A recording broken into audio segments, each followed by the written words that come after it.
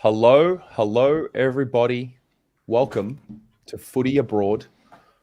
It is Tuesday, the 25th of June, 2024. We're missing a Swoop Luke, but we have a Pommy. Hello, mate. You win some, you lose some, as they say. It's a win overall. I mean, we wish Swoop the best. We'd hope he feels better. He's just not feeling well at the moment, but we're going to be all right. We'll power through. God bless him. I mean, he just needs a strong cup of tea and he'll be right. But, I mean, late out, Pom in. Do you know what I mean? I'm like the Matt Cottrell of this show. Do you know what I mean? Always on the fringe, always called in, just waiting for a permanent gig. You know what I mean?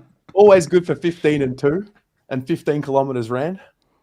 I don't know about that, but yeah, definitely always worth a snag or two.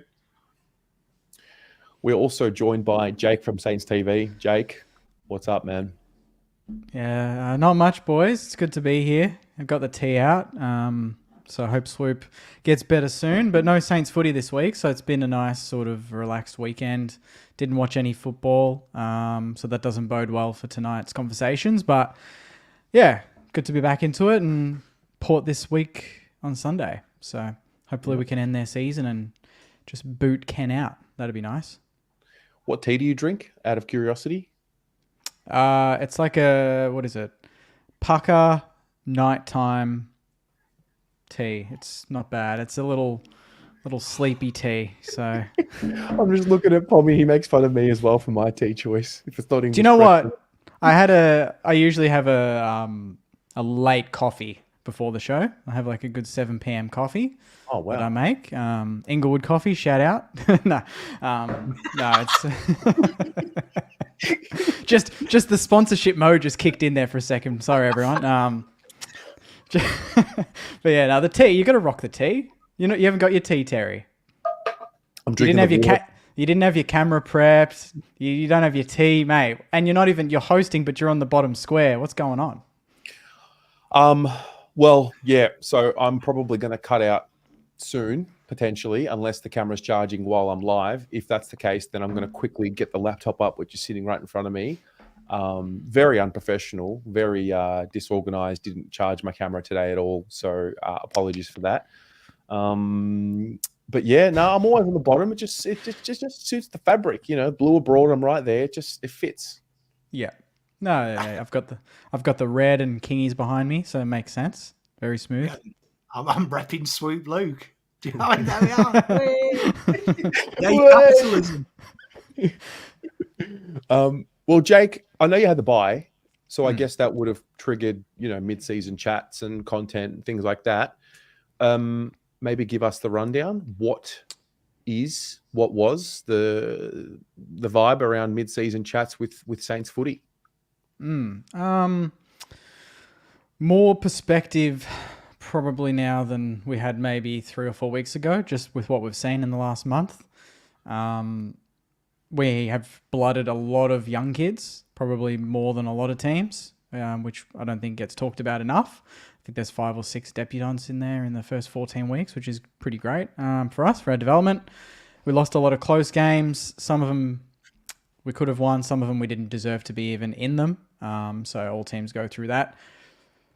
We could have been 7-7, I dare say, with a couple of things going our way and maybe just a little bit of better form.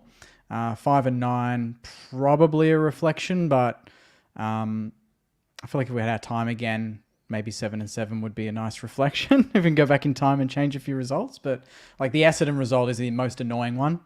We were leading for 98% of the game and lost. So yeah, there's a few games like that. But overall, I just want us to kick more goals in the second part of the season. That's kind of the goal. Next 10 weeks, I want us to be in the top 8 for points 4, because we haven't been better than 14th for the last 6 years. So it's a bit of a goal to set. Which of the losses do the Saints community look at and say, "Oh, we really let that one slip," or two? Well, obviously the Essendon one, because we led from start to until 4 minutes on the clock. And that was due to inaccuracy. I think we were 20 up at halftime and it could have been 40. And then Essendon, the Essendon crowd at Marvel, they get up and about. Momentum changes. Jake Stringer just turns it on for that one quarter that he does. And that kind of kicks the sealer, and that was it. And that would have, I think, taken us to 3-1 or something. I don't know. It was around 4 or something like that, which could have completely changed the look of the next month after that. And then we started losing. We lost to Giants by a point. We lost to Port by 10 in Adelaide. We lost to the Cats by 8 in Geelong. You lose to Brisbane by 20. That one, obviously, a lot of those games we were chasing, but there's the Essendon game and maybe even the Fremantle one at Marvel, where that just kind of, those are the ones that leave that sour taste in your mouth. And Hawthorn, 5 points in Tassie. There's a couple of games like that they all could have gone either way, and they didn't. But you know what? I'm actually glad the way things have panned the way they are. I don't want any papering over the cracks. Let's just put it all out there, get the kids out there, lose some games that we should win some games we shouldn't, and let's just see how the next 10 weeks go. That's kind of but I'm not as panicky, I think, as I was maybe 3 weeks ago. Yeah. Still plenty there. Yeah. Pommy, our Blues, what happened? By the way, were you laughing at Slobbo? Yeah, absolutely ruined me. Like, I wasn't laughing at you. It was Slobbo. No, I'm you know what? I keep, because it defaults to the private chat, so I never actually see what's going on. Slobber got mentioned quite a few times in the live. The watch okay. Completely ruined me a few times. Yeah, you've come to the right place, Slobber, because I am still that child who sat at the back of the maths giggling. So I saw you smile and laugh, and then I started laughing. I had to avoid looking at you because I was like, Jake was going on like a massive trip down depression lane, and I didn't want to laugh. Nah, it wasn't depression. What are you talking about, depression lane? There's light at the end of the tunnel. Can anyone do a good Slobbo impersonation? Pay for the beers, yeah. Slobbo. Oh, God, Slobbo impression. Jared's much easier because you just block your nose and just talk. Oh, yeah, true. I just can't fathom Jared. It just. What do you think, Robbo? Yeah. Anyway, moving on. Oh God, I'm so glad. Where else would you rather be Tuesday night? Yeah. Here it is. This is living chat. Yeah. All right. I can't remember what you asked me, Terry. Sorry, I asked you just to give us a summary of the Blues on Friday night. Ruthless execution of the basics. Probably not seen a continuous advance since 1944 in mainland Europe. Like it was ruthless, wasn't it? Yeah, I mean, it was ruthless. Coming of age, maybe, of the Blues. Questions answered. Vibes are high. I mean, technically we had a bye as well. I agree with Jake. Cruise control. Do you know what I mean? About 5 minutes in. I just wanted to drink beers.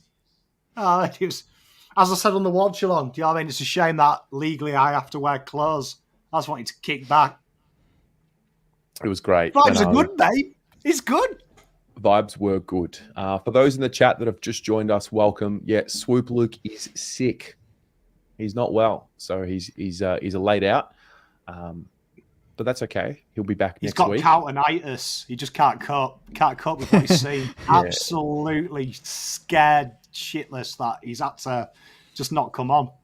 Yeah. God bless him. Hey, Jake, we're up and about, obviously. Like, we beat the Cats. Yeah. And I think it's because of the respect for Geelong. As someone that's not a Carlton supporter, is the win as verified as what we are making it out to be, or do you not rate Geelong? I think if we go back last week, I said Carlton by 5+ goals. You did. I was extremely confident, and it was no surprise. I reckon I wish it was as big a statement as I think the way played statement. I think beating Geelong was a statement. I think you're long past that, to be honest. Like to me, I think if you Sydney in the finals, I would pick Carlton right now. It's the way you play. That's how much that's how impressive Carlton playing. As much as it pains me to say, Geelong are not the same team. I don't think they're going to make finals. I think they're going to drop out pretty comfortably, to be honest. I don't think they'll make it. So you've beaten a non-finals team in my eyes comfortably, which is the way you should, and you beat them for 4 quarters and very well. But I don't think it's a statement win. That's just my thoughts. Fair. It's not. You should have beaten them last time. You know that. You should have beaten them last time, and you blew it, and you made amends. You should have beaten them both times the same way. So I'm just being real. I don't think it's. Look, someone's going to bring it's not a good. Work. I'm not shitting on your parade. I'm not saying it's a bad win. I'm just saying I know based on longevity and the history of playing Geelong, any win against Geelong you take and you love and you think it's a statement win, but where I see Carlton going and where I see Geelong going are in opposite directions, and the scoreline justified that. I'm not salty, Tommy. Relax, mate. No, he's not salty. Massively. Honestly, I'm just going to get me fish and chips and just hold it under his camera. How is that salt? How is that salt? I'm literally... Jesus. No, I'm talking to Tommy, mate. Tommy Jackson. Tommy Jackson knows what's up. You know what's up, buddy. To me, Sydney and Carlton are the flag fancies at the moment. That's my pick. I still have the Pies there just because of they've proven it factor. And when it's all said and done, you get to the finals, that experience comes to play. And, if they get their senior players back, they're going to be pretty fresh because they've missed a big chunk of the season and they won't be as bruised and battered, even though they are injured right now. But we'll see. A lot of footy to go. Yeah. Yeah. Who do you have this week? Oh, you got Richmond. You'll pants them, and then you'll go comfortably in second. Who does Sydney play? Do they play or do they have a bye? Oh, no, they've had 2 buys already. Everyone's bye's done now. Yeah, we're back to normal now. Sydney are playing every week's a bye. Let's be honest for them at the moment. Oh, they got Freo at the SCG. Yeah, see, that's going to be interesting because I think Sydney have kind of, I don't know, I feel like they've been a bit weaker in the last 3 weeks, but I don't know. That's just me. Fair. We'll see. Freo could be the pick of the round. Yep. Oh, I wanted to ask a question before we get into our topics because we covered this in a show the other day. On Twitter, I saw this, what was it, Back Pocket, I think it was, and they did like a top 5 most hated teams. Yeah. Who are your top 5 most hated teams? Or teams you love to hate? Top 5. I mean, I have a clear couple, but I would say Geelong, Bulldogs, Port Adelaide, Carlton, and maybe Essendon. Fair. That's pretty much how it played. I think Carlton was 3rd on the graph, but pretty much the same teams. I think we were below. We were like 3rd or 4th last. Like 4% or 5% of people voted Saints. It's just because who would hate us, honestly? The Saints were on top of the ladder for teams that are most self-loathing. No shit. I have a question. Really? I have a question. I didn't even see that. Yeah. And Gab's with me here. Why is Collingwood not in there? Like, they've put the biggest dagger in your club's history, potentially.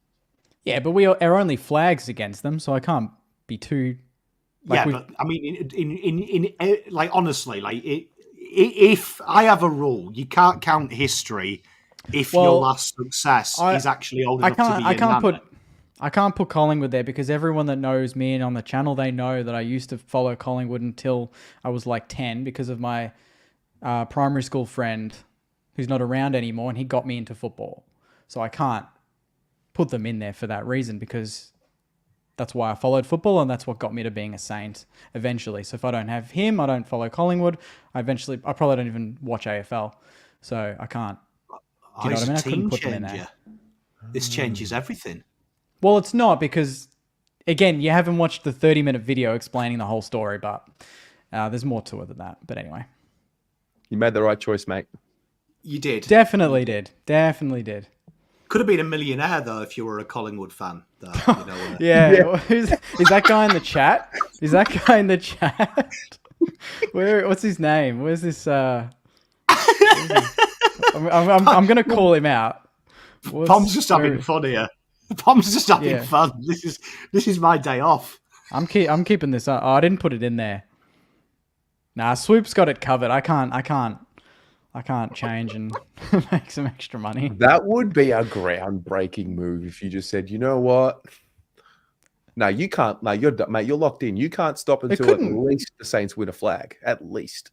No, I mean, like, but anyone, like, no one could get away with it. You know what I mean? Like, no fan channel could.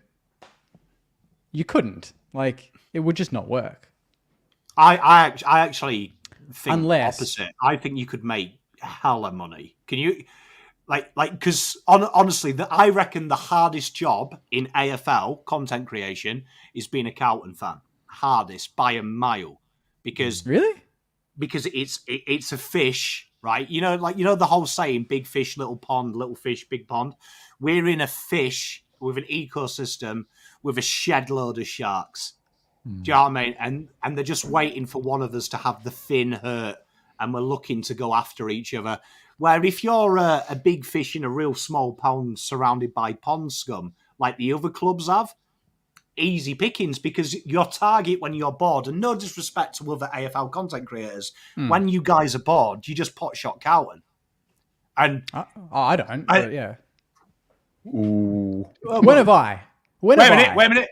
Let me just press X to doubt. X to doubt. Hey, wait. No. I mean this with respect, Jake. But you've got to admit, the other content creators, when you guys have zero to talk about, like you're like, oh, you know what's an easy target? Just say Kerno's overrated, Cripps is overrated, because then you know you're going to get all of our fans coming over to defend them, and at least you guys have got a good footballer to talk about. Or, I mean, when you bring up the wooden spoons argument. Yeah, you see that was deliberate. That was deliberate. I knew. Yeah, no, but it's a fair. I'm not going to get started because it's 2 against 1. But that was a fair bloody argument. Who cares about stuff that happened that long ago? Like half the Carlton history of your club is the. No, I know, but don't flex it. Don't flex it like you were there, like you were there and you experienced it. You know what I mean? But I didn't make the video. But what I'm saying is, I get that. Choose when history starts to suit the argument. You can't say, oh well, if the league started in 30 years ago, then Carlton would have the most wooden spoons. Yes, but it didn't. But again, like if that was another club, I still would have done the same video. I didn't deliberately do it because it was Carlton, which is what Pommy's saying.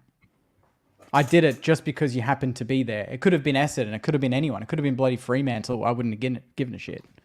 So, anyway, let's get through these topics, shall we? Can I start? I'm all fired up. Let's go. Absolutely. All right. Let's get into this. We need to I get love when you're fired up. It gives me.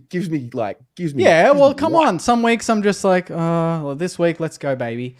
All right. This is my topic. It's a bit different, but I think it's going to create a bit of a debate here, but also in the chat. Which club would you rather be right now and say in the next couple of years, okay? The first one, Melbourne. Mm-hmm. The second one, Port Adelaide. Mm-hmm. Melbourne or Port Adelaide. Oh, they're my only options. Which club would you rather be out of those two right now? Yeah. Because I look at them and I go, you know what? They've kind of had a similar... To me, they give off similar sort of vibes. Melbourne almost could have gotten a second flag. They've dropped out of the finals. They're looking like they've missed their chance. Port Adelaide, the way they're falling off a cliff. Ken Hinkley under pressure. Constantly top 4, top 8. Making prelims. Getting knocked out. Not making the granny. To be honest, they both should have played in another grand final by this point, and they have missed that chance. Who would you rather be long term? Because they're two teams that could well have missed the big opportunity over the last 5 years to pinch an extra flag or two. I would say Port Adelaide. Okay. I think both clubs have got strengths off field. Port Adelaide, in terms of their list, I still think they've got some really good young key position players, specifically in the forward line. Rosie, Butters and co are still quite young. Horn Francis. So like, I think they've probably got more pieces for the future.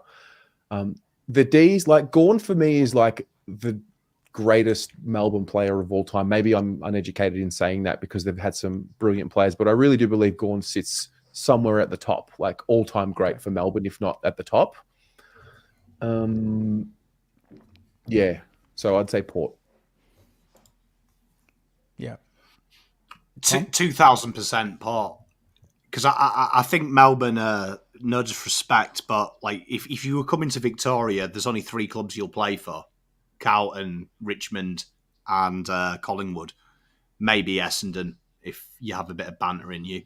But I think Port are always the big name in South Australia as well. I think that's attractive. I think people don't talk about the Victorian appeal. That if I was a Victorian player, I'd want to go there. But their list as well is young. They've still got some superstars there. And I look at Melbourne. It seems to be a case for a long time, isn't it? Their struggles on and off the field. Where Port, I think the problem's Hinkley. I think he's just ran his course. But I think if you put Kingsley as coach of Port, they're going to play an exciting brand that plays to Rosie Butter's environment, and they'll be fearsome. And they probably lack one genuine key position player to really take them to the next level, which I think is easy to get. Melbourne, like Terry says, gone. He's a freak of nature. You don't find them ruckman once a decade. I think there's a lot of work to do there, and it's going to. I feel like there's going to be an exodus at Melbourne. It sounds weird. I can see they're going to have to break that team up. Jake, throw the kitchen sink at Petrarca. What's his contract situation? I reckon. I don't know. Track. Just get vibes. Vibes. Track at St Kilda. Can you imagine Steele just winning the ball? He's got a deal until the end of 2029. You'd have to trade. Yeah. And I mean, how old is he now? 28. He's 28. Pushing 5 years, mate. Yeah, he's got a good 5 years if this most recent injury doesn't plague him. Have to cope with his shit TikToks, but yeah, I know. He's cooking. Hey, would it be I'm good? gonna back him in here. They're great TikToks. Rubbish, horrific, worst thing I've ever seen on the internet. You'd think Clayton Oliver would be the one that's most likely to leave, wouldn't you? For a fresh start. But didn't they just sign him for like 7 years? Did they? Last year? Wasn't that what happened? I have no idea. There's so many massive deals these days. I have no idea. 7-year deal. Contract. Pretty sure they Yeah, did. it was. 2030. Yeah, okay. So 7 million, 7 years. Okay. Sorry, he signed it in June 2022. Oh, wow. So before everything unfolded for him. Yeah. He's 26. Yeah. I just don't think how many other players would be looking to really leave, you know? Clayton Oliver's a fascinating case because the rumours of drug use and misdemeanours off the field has plagued Melbourne since I've come here. And so genuinely, when does the club start looking at the ecosystem? Do you know what I mean? The old case, if the apples are rotten, is it one apple or is it the tree that's cooked? I think you might find the tree that's cooked. Do you know what I mean? Let's be honest. But I mean, yeah, I think Clayton Oliver, I can see it. There's the curse of AFL in it, 4-year contract or more. And that player will, it's like the internal turmoil. I always shit myself when there's rumours of 7-year deals at Carlton because I'm like, okay, cool. Well, 2 years he'll be traded. Brilliant. Yeah. It's a great question. Who would you have? Port. I'd like, just based on their young core, I think the only thing that, to me, they're in a similar position to what I've thought the Bulldogs have been in, where they've had a good list, but I feel like the coach is slightly outdated and not utilising the talent at their disposal. And I think if you grab any of the current top 5, top 6 coaches and put them at Port, they're a very good team. Apparently the players absolutely love Kent. They love playing for him. To me, I think it's the opposite at Melbourne. I think some players are probably over Goodwin's way of playing football and being relatively negative and not probably flaunting the attacking prowess that some of their players have. They've got a lot of very good attacking players, but they play quite I don't know. You wouldn't say Melbourne play an exciting brand, do you? Like you wouldn't associate fast, exciting football with Melbourne. It's efficient, it's defensive, but it's tough. Whereas Port, when they're up and about, like when you watch that first half against Geelong in Geelong a few weeks ago, the way they played, some of the quickest, fastest football I've incredibly exciting. So definitely Port. And home ground advantage, they only share it with Adelaide. Travelling there is never easy, although Brisbane made it look pretty easy last week. Playing Never Tear Us Apart at training. Also, what do you think of that? Just a quick segue. The Never Tear Us Apart, Brisbane played that at their training all week to prep them for the hostile environment. I didn't know that. Yeah. And everyone in the comments that's just taking it to a whole new level. Like, it's not that intimidating when they run out and they sing that song, is it? Like, it's not like everyone just said, well, Brisbane are just going to rock up and win by 10 goals, and they won by 14 goals anyway. So I thought you're an Arsenal fan. Yeah. Arteta used to play You Never Walk Alone full blast at training so they could get used to the external noise. Look, comparing Anfield and comparing Adelaide Oval, I don't think it's quite the same, but I get what you mean. Appreciated, but every AFL game you ever go to is a morgue compared to absolutely non-league football in the UK. So, for AFL footballers, you never hear English footballers say, "Oh, someone called me a cheating flog. Please, can you ban that human being from the ground? And can I have 8 months off, please, mental health leave?" UK footballers are built a bit differently. They expect the abuse from here, where here we kick people out for swearing. So I would imagine for a young Australian male, You Never Tear Us Apart, having played North Melbourne and St Kilda and just being clapped gently onto the ground, would be quite intimidating for these poor little sausages. Yeah, well, it worked for him, so I can't get too stuck in. Let's talk about the draft. Players saying, "Oh, I don't want to go up to Geelong because it's too far away from my mum and dad in CBD Victoria." And you're like, "Bro, it's only 2 hours up the road, mate. Catch an Uber." Yeah. There you go. I like that. Do you have any more? Any more comparisons? Or teams? Yeah. Oh, I mean, okay. Let me just have a quick... While you think of that, can I just throw you on a tangent? Because there was a wonderful comment here, I think, from one of your wonderful St Kilda girls. And let me just find it, because I wanted to throw this into the question. So Julia was asking about not signing Josh Battle, and there's the massive rumours about Rowan Marshall leaving. Mm-hmm. Would you, because I agree with something you said about the boring game style of Melbourne, and we just mentioned two players that potentially could leave, Petrarca and Clayton Oliver. Would that be an element of when you look at your list makeup? I feel like your list makeup at St Kilda, you've got Sauce, and he's historically waits and waits and waits and waits and waits till the last minute to sign players, which has benefited him, could backfire. Would this be something that you might look at Melbourne and think their list is probably the opposite of yours? Would you maybe dangle that Rowan Marshall carrot to them, because they obviously know Matt Scone's not going to be around forever? Bring in a Clayton Oliver, bring in maybe someone else and redefine your list and take advantage of it.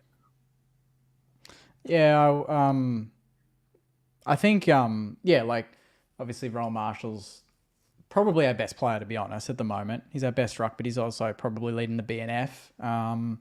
So that'd be... I've always thought, like, a premiership team can get away with not having an absolute superstar ruckman, but you can't get away with not having at least a gun or just a good midfield or a gun midfield. So if I had the choice of a gun ruck or a gun mid, I'd you'd be picking a Petrarca or an Oliver, but it's kind of like the culture and what does that do for the team. And I mean, the Marshall thing, I think, is a bit of BS. Like, he's signed on for another 3 or 4 years. Not that that means anything, but I think that's just come out of nowhere. I think the Battle one is the one I'm most worried about, because he's our best centre half back and we don't have anyone that can replace him. Key position, we don't have anyone. Our key backs are Battle, Wilkie, Cordy, Howard, Ari now coming in, but he's too young to take that mantle. If we lost Josh Battle, I don't know who we would put there. Whereas if you lose a ruck, I feel like you can probably get away with it a little bit if you structure your centre in a clever way. I don't know. Marshall's I wouldn't good. dangle it. Like he's pretty. Marshall's like And Marshall's Really? he's not your standard ruckman. Like, he's not great tap ruckman, but he's just amazing around the ground. He almost becomes another mid. Like, he's getting his 20 every week anyway. He can go forward and support Kingy. He brings more to the table than just your standard ruck. So, ideally, I wouldn't want to lose him. I don't want to lose Josh Battle, but I'm a bit worried about Josh Battle. I think a team like Hawthorn are going to be, considering the way Hawthorn are playing, it's going to be very difficult to prize him away if he thinks that that's where he wants to be. Depending on the money too. I don't know what would you pay Josh Battle a year?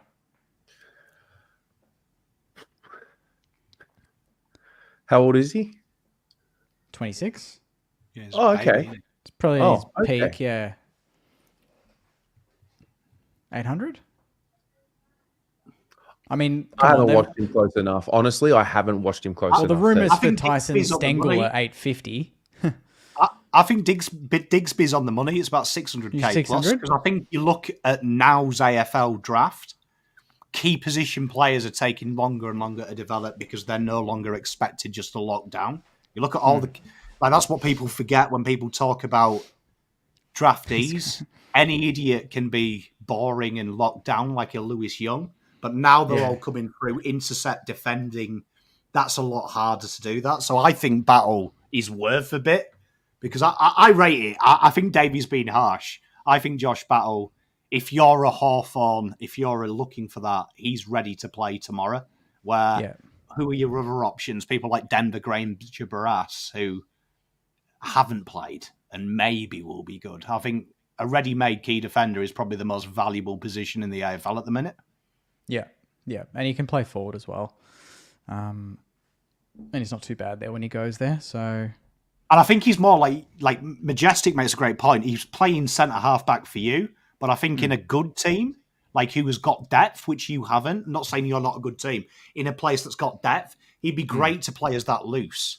Absolutely. Do you know what I mean? Yeah. Like if you're like, say, a Carlton, let's say Kemp didn't exist, perfect for us to come in and say, we've got two big boys, we need an interceptor. So Hawthorn, they've kind of got Sam Frost and they try and get him to intercept with Sicily.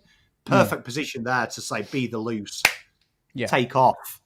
Yeah. That's why I asked you about the Rowan Marshall question, because I think Marshall is supreme. Yeah. Supreme. But I think the way your team's made up, you could maybe have a Riley O'Brien, just a great tap ruckman, and add some pace around him, and suddenly you'll go up a gear. Like, I just think you're probably that team that has the makeup to maybe lose him and ask for overs. Yeah. We'll see where that pans out. Do you remember when we did the AFL preseason predictions and I traded Tom De Koning for a first round pick? Yeah. I got that one wrong.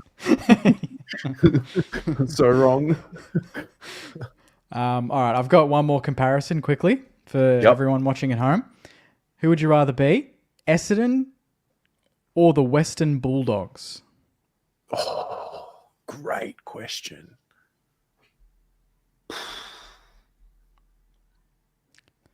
Essendon currently third, winning a lot of close games. Not looking like a team that's playing top 4 level football, let's face it. They've made the most of what they've been put, but the Doggies, when they're up and about, their best looks better than Essendon's this year. Currently out of the 8. It's an elite question. It is a really tricky good one. Yeah. I think Essendon, because of what they believe they should, like the belief and the resources. Like, they're a big club, and a little bit like Carlton before last year. Like, we had this expectation of, no, we need to be winning flags, we need to be contending. Like, they've got that. The Dogs cannot win a flag and it still be okay. Whereas the Bombers, every year they don't win a flag, every year they don't play finals, like their fans. That's probably what edges me over the line, to be honest. Yeah. But I mean, the Dogs have way better key position players. Yeah, like their tools, future. the young tools are pretty elite. God. And obviously Bont just doesn't look like slowing down. Backline's probably suspect. I'd say Essendon probably have the better backline, would you say, on paper? They've got... Well, yeah, they're not playing Aaron Norton centre half back sometimes for that. I'm a bit different to Terry. I'd go Dogs, and I think that's just the list manager in me. I think you've got your forward pillars sorted quite early. And then I think you've got them problem players 28, 27, a plethora of players in the early 30s that you could probably sell now if you had some balls to do what Collingwood did with Graham Wright a few years ago. Take a risk, sell some of these players and get your team going there. And you've got players like Bustlinger there as well, who we haven't seen, but I think he's a terrific key defender as well. So I just look at that team and I just think I'd love to be the list manager of the Dogs, because I think you could be bold this year and take the piss. Take a knock next year, finish bottom 5, jetting some players out. But I think people would be clamouring. Even Bailey Dale, who I don't think he's valued at Dogs. You could get rid of him, bring in a young player to complement Bont, but he's probably valuable with his season he's had. So I think you could probably trick a few players into stupid prices. If they put Bailey Dale up now, Jack McRae, there's first there, isn't there? There's first because of their name. First because of their name and their season. I like the Dogs list. I think it's either going to be destroyed or you could make that good very quickly in 2 years. Yeah, fair. Dogs, give me the job. I'll do it tomorrow. Breaking news, Dangerfield got off. That's a shock.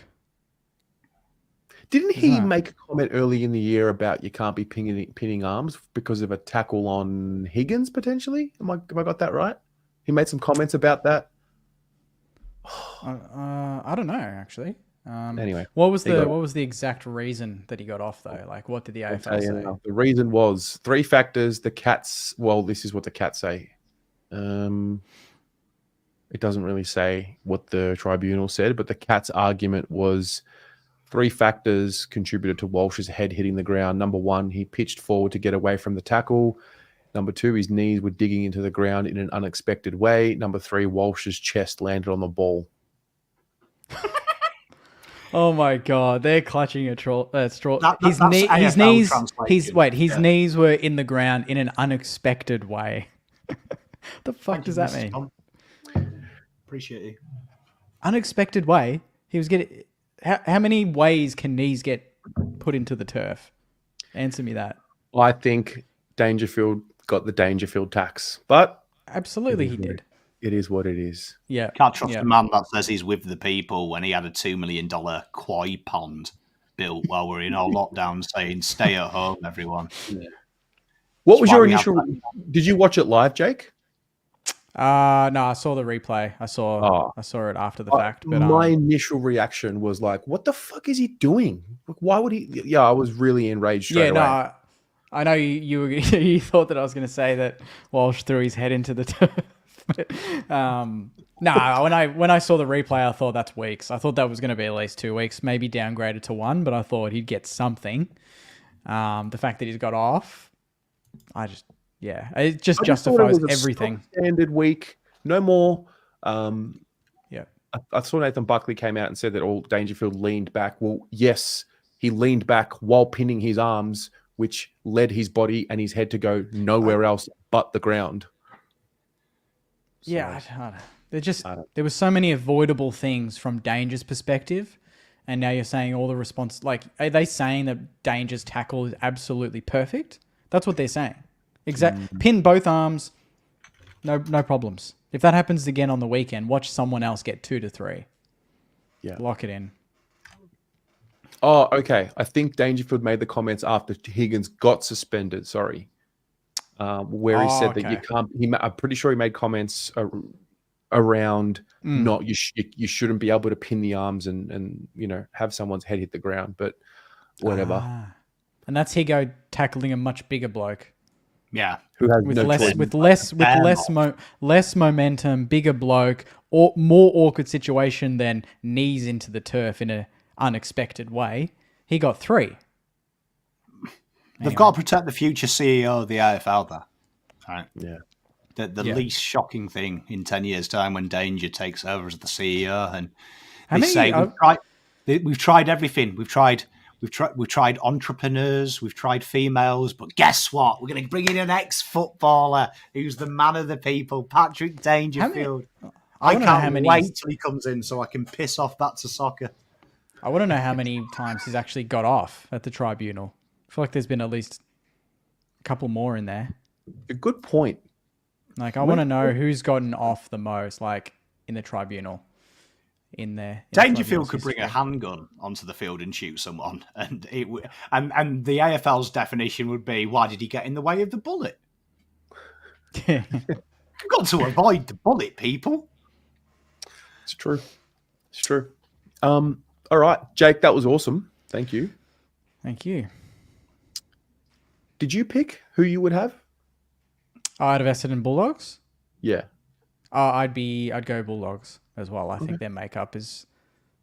I think Essendon's having a good year, but I think the Dogs' best is much, much better. Yep. Okay. Yeah. All right. Pommy, paper, scissors, rock. Winner goes first. I'll just let you go first, mate. I just wanted to do it anyway. Can I do it for him? Yeah, let's go. Ready? All right, let's go. Ready? Paper. Oh, that's not going to work. Wait, it is going to work. Yeah. Paper, scissors, rock. Rock. Okay. Paper, scissors, rock. Paper, scissors, rock. Paper, scissors, rock. Fuck's sake. All right, one more. Paper, scissors, rock. All right, there you go. Do you know what? Respect for not going paper, like a real man. Yeah, that's it. That's it. Respect to Pom. I was doing it for him. Got to give him the best chance. Hate it when people go paper on rock because it's a flawed argument. Like, hold your paper out in front of your face and I'll throw my rock and we'll see who wins. Yeah, yeah. Anyway, my topic is spoken about it on the BA shows over the last week, but we all saw what happened with AFL Central, Sench Footy, rebranded. I'm not confused as to why it happened because of the words AFL and whatever. I guess my topic and my question is, in light of that happening, how do you feel that could potentially impact content creators in the future, if at all? Ooh. So for context, for those watching, AFL Central has grown an Instagram account to 200,000 followers, done a really good job. Uses highlights in certain posts. I think the sticky point was the fact that he was getting paid via sponsorship for the Instagram page. And whenever there's, sponsorship involved with such thing on Instagram specifically, that's when things can start getting a little bit messy, as well as having the letters AFL in his name. So, just for context. Yeah. So was the only thing that changed was just the name and the logo, and that's it? Logo, had to take down all the highlights that he had, I believe. I actually haven't reached out to ask specifics. Maybe I should have, but I just saw that it happened and thought it was a really relevant topic for us. Yeah, yeah. I wonder if it was just they waited until they hit a certain milestone, like they finally got big enough that it could have become a problem. And for maybe our accounts, it's more of a waiting game to see how big we do get, and then they come knocking, and they're just kind of watching us now and thinking, oh, they're not much of a threat. They're not. But the thing is, the mindset, and we've all kind of experienced this across the clubs at certain levels and this and that. It's not a competition. We're not stealing anything. We're not taking anything away. It adds to the game. Like you look at, I think the NBA in America, it's all free. You can rehash all of the games, the highlights. I believe that's actually a thing. There's so many NBA accounts, they have no problem because it further promotes the game. It adds more awareness. Like we're not stealing money away from the AFL. Like that's just, yes, they want money, but honestly, how much money are they taking from accounts like us? Like it's nothing. Yeah. It's nothing. They're not going to see it. So I just think it's a very old fashioned approach. And I think something needs to change higher up to to make the AFL realise that what we're doing is enhancing the game. And how can you say that what we do doesn't help with, crowds being increased and the general awareness of topics and excitement for our clubs, especially even when our clubs are struggling. The counts like us are the ones that keep the fans, up and about and wanting to go to the games at some level. I think it's a bit harsh and old fashioned. Pommy? I think it's everything that's wrong with AFL. As a foreigner coming in to this game, unlike anything I've ever seen being a foreigner, and thankfully I became a Carlton fan because I think Carlton fans are probably the most welcoming. Once you're in, you're really, really in. But I think it's more of a microcosm of the whole industry as a whole. I think when you look at AFL, it wants to go abroad. It wants to have a different market. And other sports have found beautiful ways of opening the doors to people. You've only got to see, like Matthew Delaney is what I'm talking about. He's in the comments. He said that, I'm a pom, I should piss off that to soccer. And you see, that's the AFL culture that you have. Australians are for Australians, and they don't want any outsiders in. And it's ironic, he's talking about the boys' club. The AFL is the biggest boys' club I've ever seen, and I come from the PGA, the golf world, which is the oldest gentleman's club in the world. And they don't like anything new. They don't want anything exciting. You can see that they literally still have a culture of the working class man now is no longer what the AFL is about. What the AFL is about, it's now corporates and corporate entities. You've only got to see the marketing materials. It's all about people who wear suits. And no one should wear suits to a sporting game apart from a coach. Do you know what I mean? So you see it now that all the other sports have collapsed onto TikTok, Instagram. They want to bring in a young amount of people who are going to drive the game to the next level. And you look at, say, my game, soccer, golf has just finally done it recently. Focus on the 10, 11, 12, 13-year-olds. You can kind of skip a generation out. And I'll never forget a great quote by Sullivan, who was the West Ham coach, who, when he changed and moved from Upton Park to a new ground, he said, the old people are already in this for too long, so they're going to piss off and die as West Ham fans. We're more worried about the 16-year-olds who want to be in a progressive club in a modern-day era. And if we lose them, we no longer exist by the time they're too old to change clubs. So I think the AFL needs to do it. Me and Terry are subjected to this. I'm sure you are, Mr. Jake. As soon as you put in a 2-second highlight, they instantly rip it away from you. I remember telling Terry this story, and I don't want to bore anyone because I said it last time we had this conversation, but I did for the World Cup 32 clubs, 32 countries. I gave you a 5-minute history on their country, a great footballer and how they play football. One of them got flagged by FIFA, and it had an email address in their claim, and I emailed them it, and eventually YouTube voted in my side. But 2 months later, they emailed me back. FIFA did, their Department of Copyright, and they literally gave me websites to go to get highlights if I do it next time, how to edit it, how to avoid their copyright, and what they expected from me as a content creator to push the game. You can't get that from the AFL. I think it would be beautiful if Carlton Football Club and the other clubs pulled out of their own arrogance and said, right, this is a new medium. My kids learn from you guys and girls. They love watching content about football, soccer, tennis, golf. That's how they learn. If you had that ability to say, right, look, let's have some highlights and repackage it. And we do the effort. We edit it and condense it, but make it bite-sized chunks. What's wrong with that? And this is the problem. The data in this country, the analysis, you see Daniel Hoyne with his idiotic champs data. It's not open to the public because it allows the media power then, because knowledge is power. So only they can release it. Where you look at other sports, NBA, UK soccer, European sport, it's all public forums, so you can all make your own analysis. And pundits are merely an intermedium to create conversation, which is what a pundit should be. Now it's a monopoly. So basically what they're trying to say, we're always going to be better than Jake. We're always going to be better than Pommy. We're always going to be better than Terry because we have something secret they don't have. We have the monopoly on the ability to have highlights, pictures, and data. And that's to hold it against us. But like all great rebellions, a tipping point will come. And do you know what I mean? And it'll have to open up. But I think it's about time they started embracing it to everyone.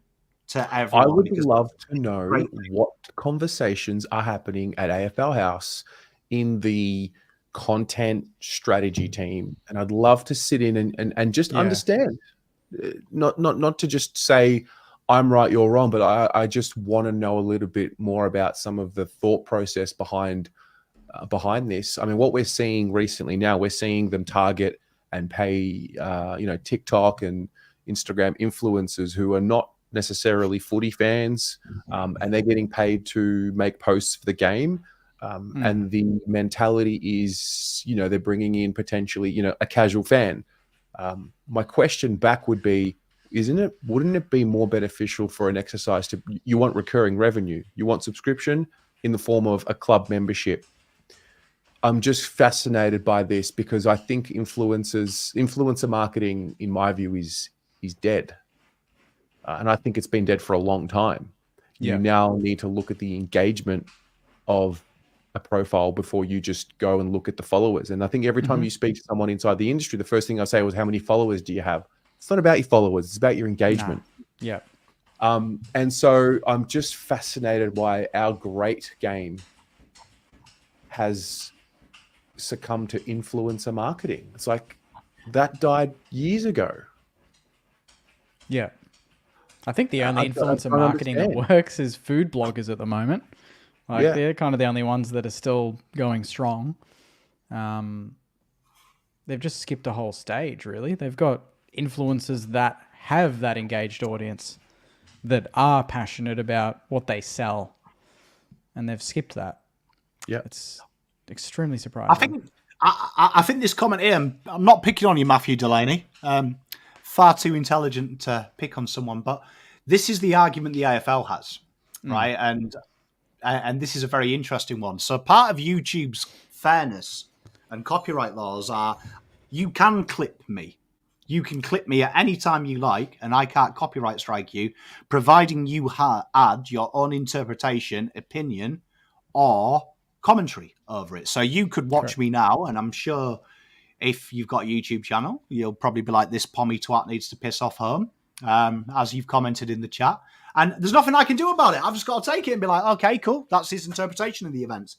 And that's what we're saying. I'm not saying that you should be able to take a Carlton game, I put the whole 20-minute quarter on there. I'm saying, how great would it be if we had a process like the EPL, like FIFA, where they have recommended places where I think the rules they told me, no more than 14.5 seconds. No, and it has to be chopped up footage. I have to be on the screen, and I have to add my own interpretation and analysis on top of that. I can't just play it, right? Which I think we'd all be done. That would be fantastic. But I agree with you. We're not asking to be Fox Sports, and we respect that. But I think you're adding a layer there that could bring new markets. So I can only talk about Carlton fans. Since I came with Terry, when I brought in my sporting knowledge and my algorithms from my years in professional golf, everyone used to say this to me in my comment section. The eyes tell you all you need to know. I don't need to know about disposals. And over 5 years now, I have seen the change in Carlton fans that they have a better understanding of what data to look for. They don't look at disposals. They understand what turnover scores are. They understand the structures, how I learned through numbers. This is a market that we could open up to everyone as opposed to hiding it and find a new enjoyment in it. My youngest son is autistic, so he enjoys numbers. His enjoyment through football and sport is through an application where he can literally be tangible. And it's not the sport per se he enjoys. He enjoys the fact that he can look at numbers. He can look at how things happen. He loves the understanding of it. So it's a whole new market for him. And the only time that you have, and Frankie's brilliant, the only time you have data available to you is betting. and things like that. And everything now in our great game is led by marketing. Great example, Carlton's the first rush behind this year against Geelong. Go back and watch that footage, because if you watch the watch along, I took the piss and said the third umpire has got a foot fetish. They replayed that and zoomed in on Charlie Curnow's feet. The ball wasn't even near there. They literally took a behind, even though it was the most obvious behind, because there was a fucking crypto ad. And I am convinced now, having watched football all this week, some of them referrals are purely for get the crypto ad in, boys.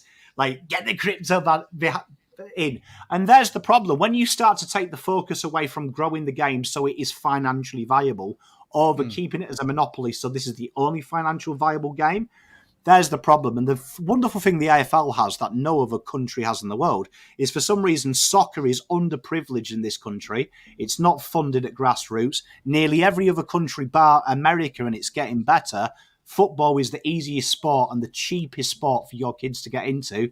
Slowly starting to happen, and it's frowned upon because society it's deemed too violent. This is the problem. AFL has no competition, so they can do what they want when they want. True. And that is a big concern, because every other sport, there's this grey monster. Football's coming. In India, football is rising. Things like that. Other club team countries are having to adapt.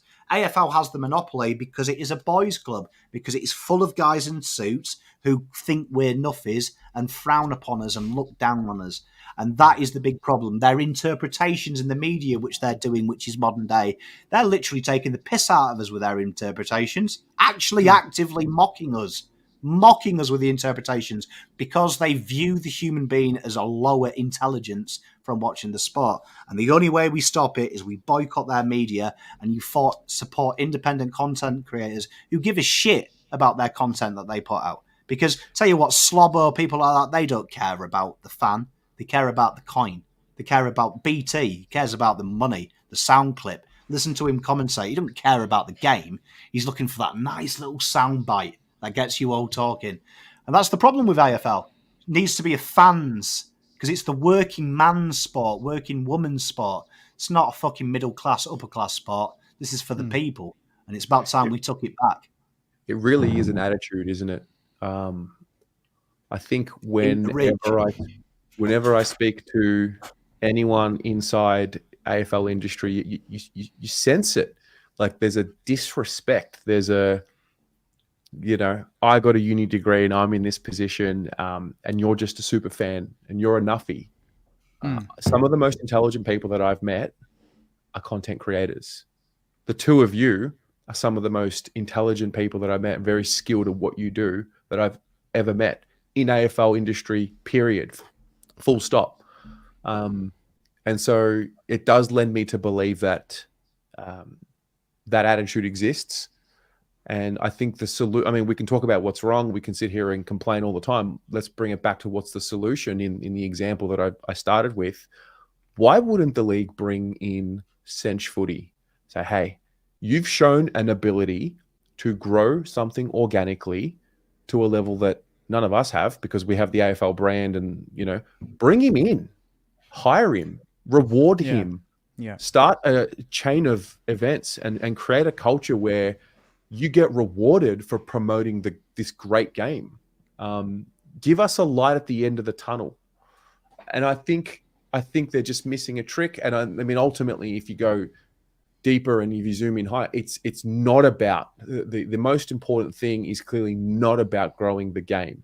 Because if you really wanted to grow the game, the only way to do it in this modern era right now, in the quickest way possible, is through content. That's how you get an immediate reaction from somebody international around the world. That's how you spark the interest. So I would love to have some sort of and look, it'll happen. We'll get there, where we can sit at a table with the industry and say, have our existence appreciated. Now, at the end of the day, Jake, you've got your community, Pommy community, Blue Broad, we have our people, and ultimately they're the ones that truly matter, because they're the ones that really appreciate what we do. They tune in, they support, they donate, they share, they like, they subscribe, and that is ultimately what what matters above all else. But it does give you a bit of it's a kick in the guts when, you know, your club or your industry that you create this for, like, don't even acknowledge you exist. And when they do, it's at a lesser level. Yeah. Spot on. You know what? I wish Swoop was here, because that would represent 3 clubs: Carlton, St Kilda, and Collingwood. And there's only one club out of them 3 that haven't personally emailed me and thanked me for draft content or any content. And that's my own club. I don't exist to my own club. Collingwood follow me on fucking Twitter, bro. Like a coward, don't even follow me. Do you know what I mean? St Kilda 4 years ago, the Nassine Wanganeen Millware drift. I got an email saying we really enjoyed your content and things like that from St Kilda. They've reached out, clicked the link on my profile. Collingwood followed me and said they enjoyed the interview I did with Swoop, and thank you very much for giving the boys a G up for a Carlton fan of my own club. Honestly, they look at me and they go, "Who's this pod?" Yeah, Spit on that thing. You know what? That was a bad noise to make. I realised, I was like, "Oh shit, I'm a new meme. Someone's going to put my face on that goal." Gotta get mad hot too. But I think it's a bigger picture. It's a bigger picture, and I'll use this example. In the UK, we stole Essendon's fitness director. Arsenal did, didn't they? So, do you remember? They stole AFL's best fitness guy. If you look at Manchester United a couple of years ago, we stole a rugby tactician. Nick, he made that comment. The fantasy guru got his own TV show, right? In Europe, the soccer area, it's always about finding the best people. NFL people come over. It's about finding the best available guy for that. Look at AFL. Whenever there's a manager, a coach change, he didn't really play at high level though. Didn't play many AFL games. The culture still exists. You have to play AFL to even commentate on the game, to talk about it. What's your pedigree? Where other sports are looking for the best expertise for the role, and those who haven't come through a traditional medium, they're kind of mocked and seen as outcasts. So you've got to change the whole narrative that you don't have to do something to be great. I always use golf as an example. It's something I know. The greatest coaches in the world couldn't hit a golf ball over a jam tin to good players. Like 9 times out of 10, the golf coach is nowhere near the level of the player he's coaching. Never will be.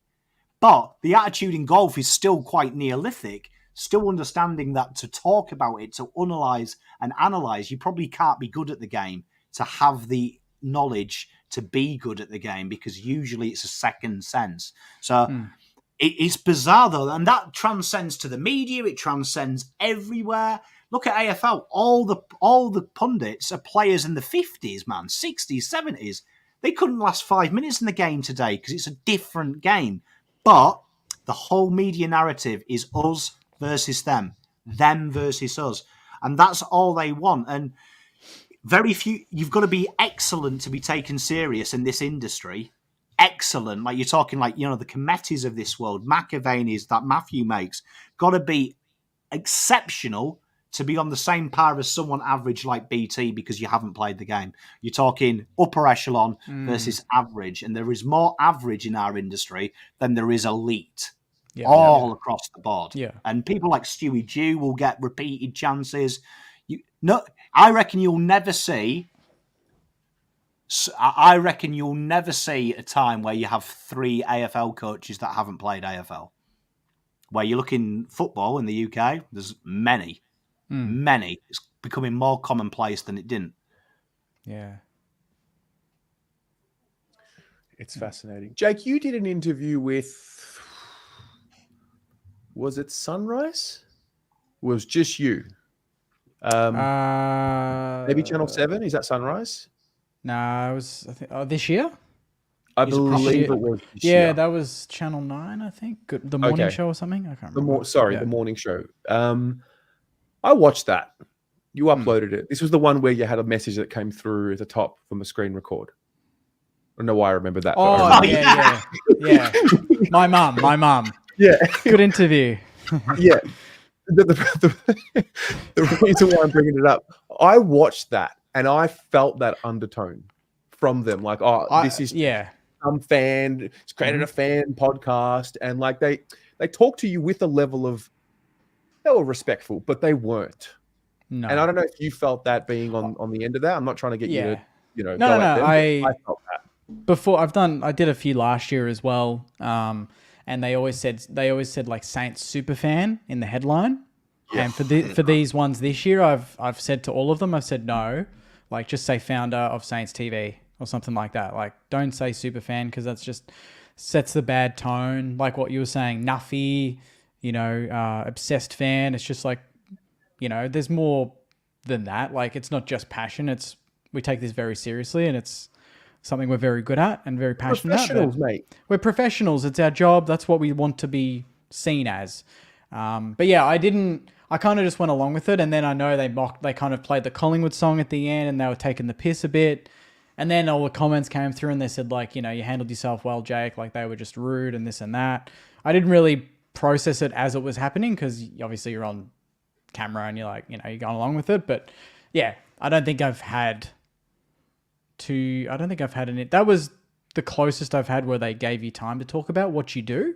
Whereas the other ones is just like, you're a super fan, so the Saints going to win the flag. And then you say, well, maybe. And then they go into, they revert back to, oh, well, Saints are shit. And, how is it to win a game, basically? It's like, is that right? Really why you brought me on? Like, there's more. Mate, this isn't, there's, and like, yeah, there's every opportunity the AFL could get all of us in a room and have a round table discussion of the upcoming final series or something, and be like, we're experts, but what have we done so far? The one video started last year predicting the season. That's kind of all we've had at this point. When we did it, and your mate kind of tipped Saints to finish bottom. Oh yeah. Yeah, I don't forget that. Hey, you don't forget those ones. Nah. But there's my big issue with it, right? There's my big issue with it. And Matthew asked the question, if I'm telling you now, if the AFL or the club offered me $1 million, I'm a man of integrity, I wouldn't join them. Unless the ecosystem changed, I wouldn't join them. So no. My good friend Matthew, mate, I ain't ever going to take the knee for $1, mate. I say what I want when I want. And if anyone asks me to stop, I'll do it more, because I'm a petty little bastard. But more to your point, Terry, I watched the interview with Jake, and I'm telling you now, right, me and Jake bully each other a little bit, or I come across as bullying. Mrs. Pom says sometimes I come across as bullying, and I think that's because she likes Jake more than me, but that's okay. He's a Saints fan, and I'll cop that. But not many people work as hard as Jake. Right? Not many people work as hard as Jake. And to have him on national TV and undermining him, take the piss out of him because you don't see him in the normal media light. And let's be honest, any idiot can get a degree in media. It's like it's one up from art. Right? Do you know what I mean? And let's be honest, an art degree is just what the shit I put on in my kitchen when my kids bring home from school. Don't really like it. No one really cares about it. So it's not a real degree anyway. Do you know what I mean? It's one up from art, one down from philosophy, which is just talking shit. I've got a doctorate in it, right? So I think it's disrespectful. But then look at when the AFL media do it. Now, I'm not being mean here, but I saw that content you guys did. Now, I don't look at Caden, all the respect in the world to Caden. I think he's done brilliant. But Caden and Connor Rogers ain't exactly football connoisseurs. You don't watch what they do, and they don't break down the game. And for me, that is why the AFL use them, because that is how they view us. Entertainment. It's just a bit of taking the piss. It's just some guys down the football park kicking goals. Oh, hey, well done.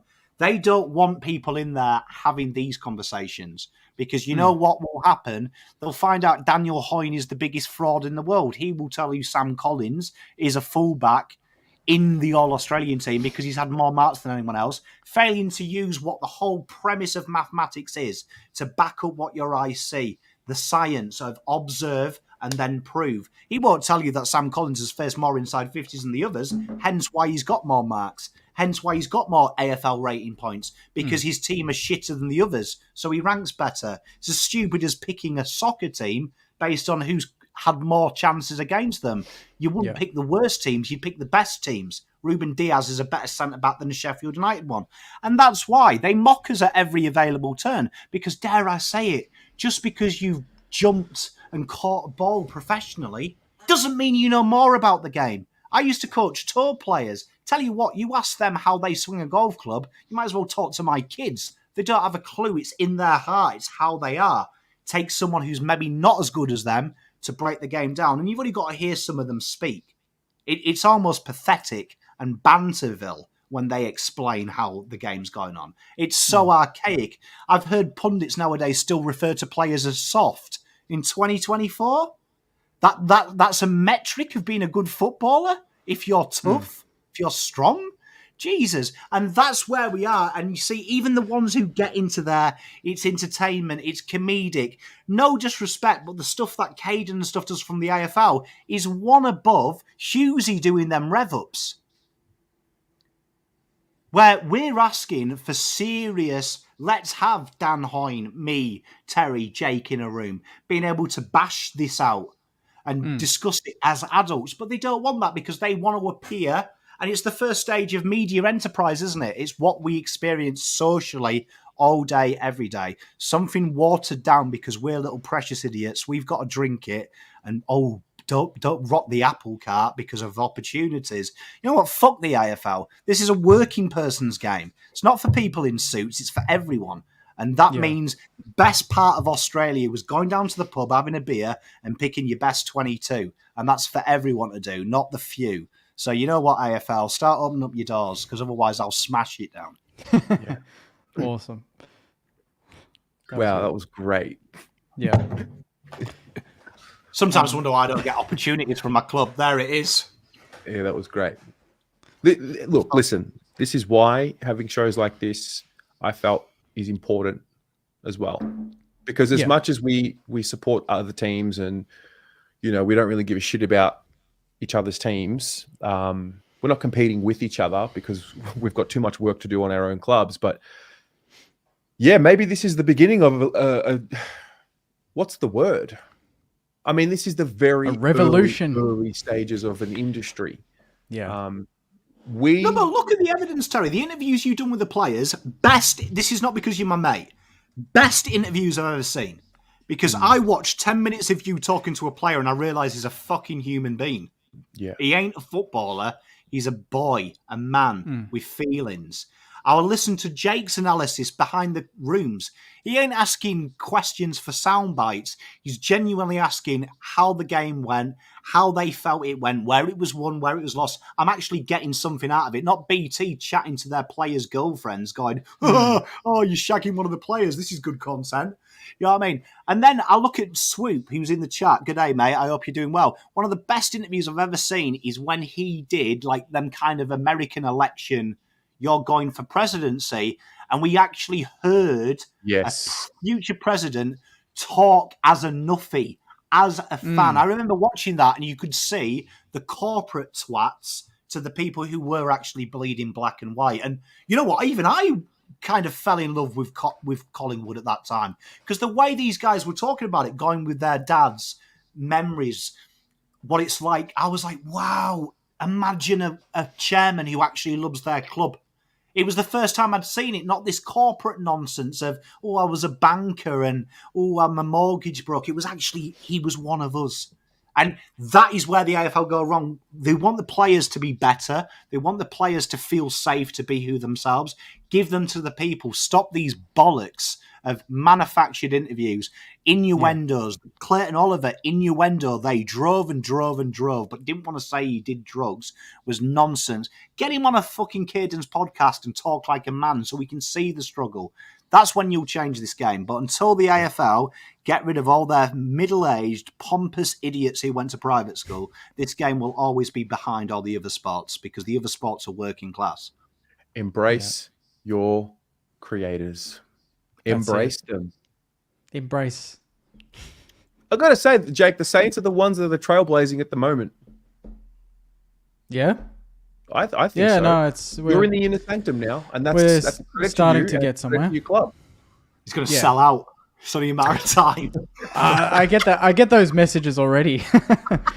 You're in the rooms, you know the players. You're not going to tell us. You're not going to say as it is. All this shit, It's like, nah. They know that they don't have that much sway, and to their credit, they let me in after we got pantsed by Melbourne, even at the G, to be in the rooms after a bad loss and to talk to Jack Sinclair and to talk for 6 minutes and really, say to him, what do you want to say to the fans right now after that? And for him to actually not just give a half-assed answer and not do the whole, well, we're going to work on it during the week. He just actually turned to the camera and gave a good 2-minute answer. It was unreal. So I thought they were the best videos as well because you were asking questions that the fans in the comments asked. Yes. Do you care? That's the exact point. That's what we're for. I want to be the voice of those people that can't be in the rooms, but I want to be able to get that information that they want, and I want too, because we're all just here for the love of the sport and for our team. So as a fan, I'm not going to suddenly go into the rooms with a mic and then turn into, Joe Watson and start interviewing like I'm a Channel 7 post game. I'm still going to ask the same questions I would pose in the chat. I'd be like, what the hell happened in that second quarter? Why didn't we put Machito in the midfield when we knew we needed some grunt in there, Sinks? Like, why aren't we doing that? I'm not afraid to ask those questions. Cooper Gretsch makes a great point as well. This is true, right? And in Cooper, it gets worse. You can be mates with players, and you've got to run that by the fucking club. Imagine that trying to get permission to play a fucking game of golf. Do you know what I mean? Yeah. But this is a great point. In all other interviews, I did some work with Leeds at the start of the year. One of my mates works out there, and I was down there. Huge difference. If he wants to come on a podcast, any of their players, they don't have to run it by the media team, with the caveat of if it's over 1,000 subscribers, they would require an audio file. So they can just make sure and ask if things need chopping out, if he gives away tactics or something like that. But it just has to run through approval. And that's an independent agency. That's a legal team to make sure he hasn't said anything defamatory. But he can just do it. So if I was Jack Steele and I happen to see Jake's content, I don't have to run it by the club. I just say, oh, by the way, done an interview with Jake. Here's the audio. Good lad. Thank you very much. Yeah, because I'm Jack Steele. I do what I want. Yeah, why are the players... but why are the players forced and banned? This is their future. This is their lives. Even if you're a business owner and a family member, they can't advertise your business without the permission from the club. So say if you are the dad of a player and you're like, oh, son, talk about our chippy business. You'd have to ring the club for your own fucking son to do an advert. Your son, you own him. He's your son. Do you know what I mean? If the club tried to say that about my boys, I'd be like, they're my kids. They supersede any football club. If I want them to do it, they do it. Madness that we don't have freedom. And it's even coming into the draftees. Cooper Gretsch will find this. Even the draftees now are being pushed away from doing interviews without going through their agent and prospective clubs in case it damages them.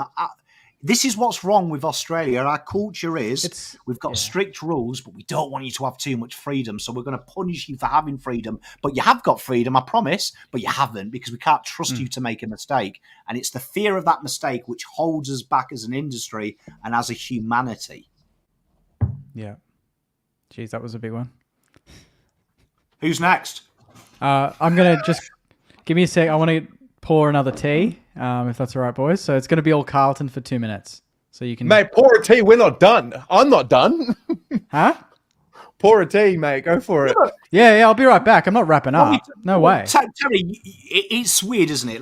Cooper Gretsch makes a great point. How can a player not have total freedom to talk to whoever he wants? I'll tell you this. That I've been told this a lot. My time. It's like you don't sell yourself enough. It's probably the reason why I failed in corporate because I just don't like it. Why do I need to wave my willy around, tell everyone that I'm a qualified lawyer, I was sworn to the Supreme Court, I've worked internationally as why do I need to do that? Why doesn't the work do the talk? Why do we live in a world where you need to verbalize and position yourself and constantly tell the world how great you are? Why is that part of this existence? Sport is the microcosm of society. Do you know what I mean? Yeah. AFL, they would rather do a round raising awareness than actively doing something about it, because as soon as they've made awareness, they don't have to prove it. They've done it. The same with what you're saying, Terry. It's probably better if you told everyone, I'm more educated than any of these nuffies on YouTube. Watch me. Watch me. I'm the only one with a real degree. Pom's got a sports degree, Mickey Mouse. That's why. Do you know what I mean? That's why. Because you don't have to prove anything anymore. You just have to talk about it. If you can talk a game, that is a good thing. It's not about proving it. And people won't give you the time to watch your content unless you can prove your content's better. Bizarre situation. Bizarre.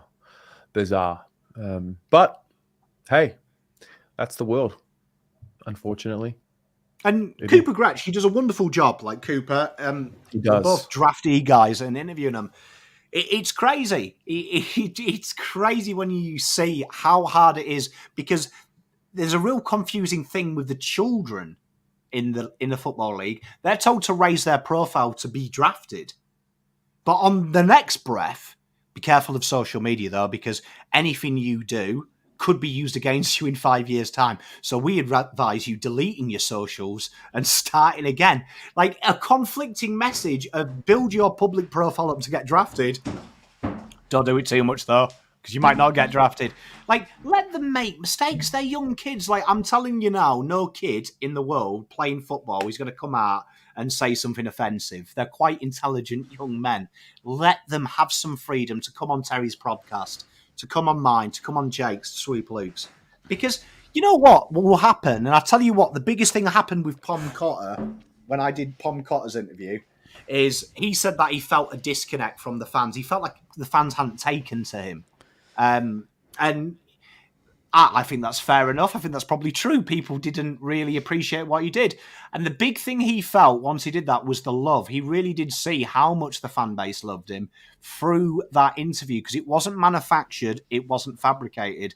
It was real. It was him speaking from the heart about playing for Carlton Football Club, the opportunity and the journey. And I think it endeared him to the fans that they saw it's one of us playing for us. You can't do that in a manufactured club interview because it looks fake.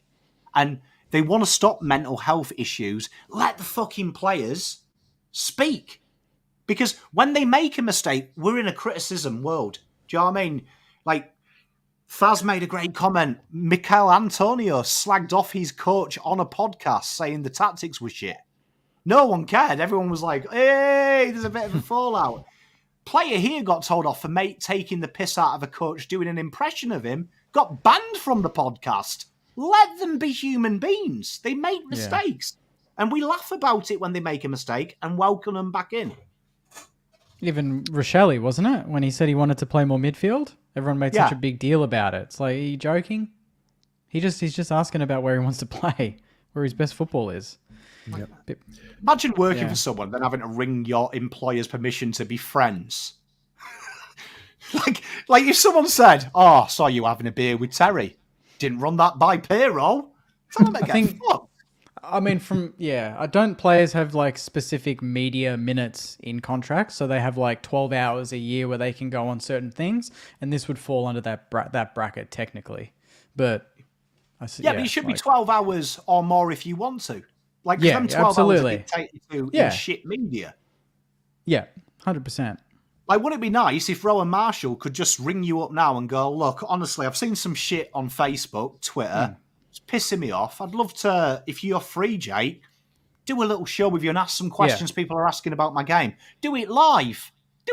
So they can see I'm a real person. Yeah. When we had our first guest a few years back, when we had Sinks on the first time, I had personally gone to him and we had a back and forth and just chatted.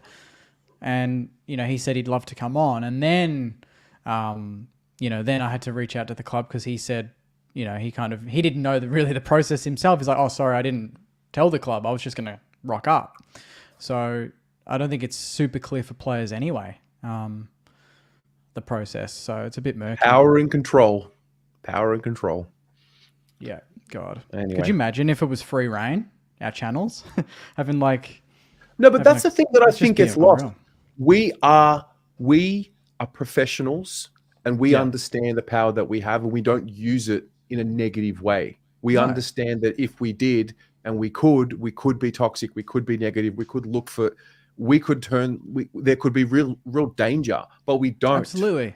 And we don't get, We're fans of the club. We love our clubs. We love the players that wear the jumper, and we just want to chat to them and share some insight that you don't get from anything else. You see interviews that the AFL and the clubs do, and then you see interviews that we do. I know which ones the fans would want to watch more. It is night and day. It is that obvious. Well, Pom leading a rebellion. Yeah, we're going to lead a rebellion. We just started I'm marching on AFL House, mate. Marching. Yeah. Well, those of you watching, look at your fan channels as independent or small businesses. That's honestly what it is. Support them, which you do, but continue to support them, share with friends, get other people, bring them in, show other people. You don't have to be donating money. You don't have to be buying merchandise. That would be awesome if you could, but it's free to promote and share a video to a friend. So yeah, that's that. Pommy, what do you got? I think I've done enough talking. Okay, another one that this is really passionate to me, and this is managed to get another pot shot in the media. Pom's here. I find it fascinating that when a side loses, the AFL culture and the greater landscape is that it's the losing team that's shit. And I fear when you look at the media at the moment and the general consensus of the AFL, there is a quick thing to downplay the winner as being very good and try and excuse the win and downplay the win as a team's not very good. And I fear on a great scale of things that waters down society, because where I come from, winners are praised and you learn from wins and you accept that you've lost, but you don't think you're a loser. You take out what you did wrong, what they did well, and you build. And I feel like we've got a real scenario in our sporting culture at the moment where you look at Geelong were rubbish, Carlton weren't good, Geelong were rubbish, Geelong were rubbish. The coach comes out and says Carlton were too good, one of the best sides he's ever coached against. But still the media narrative is, Geelong are cooked, Geelong are old, Geelong are rubbish. It's not Carlton, it's Geelong. And I feel like that puts a real bad taste in my mouth for future generations, that it should always be winners are praised. Winners are praised. The winner gets the kudos, because winning ultimately in life is everything. I think who had it in the comments there? Majestic Gorgon? Yeah. Majestic Gorgon? That kind of, that's 100%. That's all it is. But this more is clicks, more controversial. This is a spotlight and a mirror on us, because we want it. We look for it, we consume it, we click on it. Yeah. You know, that's the only way it stops. Yeah.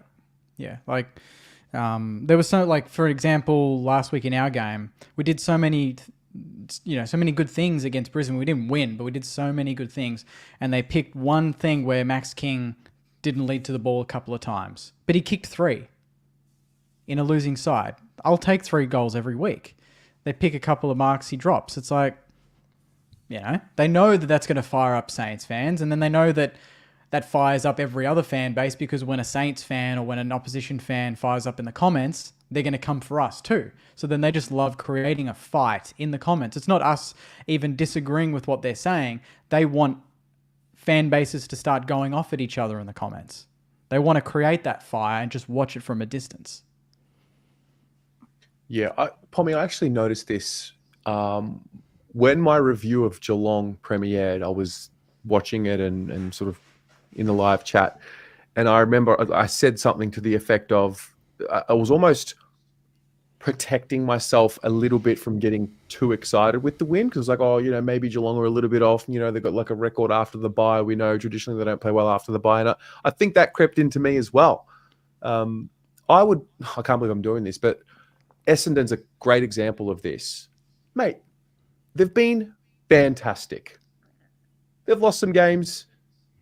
You can, the talk is all about they've had a soft draw.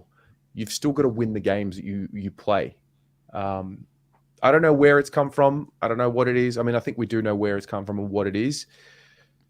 Oh, why don't we celebrate winners? I think that applies to a lot of fields. Can they bring that show back? Like, how good would that be? Fox Footy, how good was that? The winners. It was just highlights of the teams winning and dominating the opposition every week. Yeah. You never see that now. Just like there's just negativity. You know what, Taylor, what you said worries me because we talk about the real pandemic. We've had a lot of pandemics in my time, right? And the real pandemic, I think, is mental health.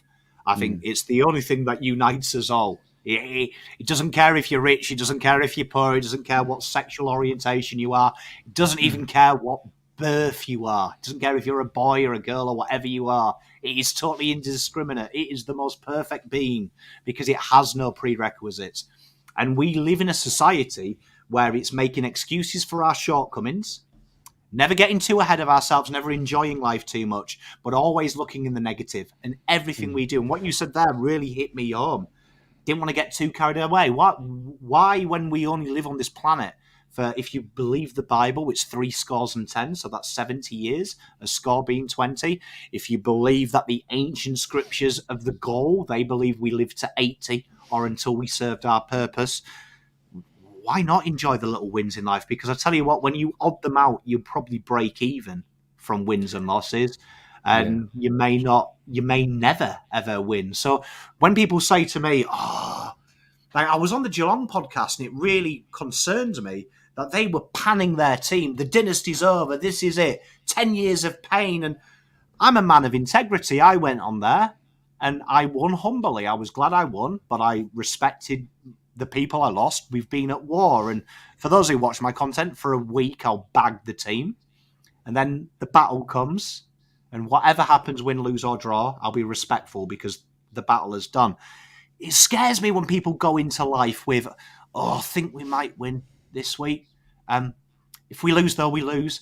Nah, fuck off. Jump in. Enjoy it. You know, when people slated Collingwood for over-celebrating, how can you fucking over-celebrate success?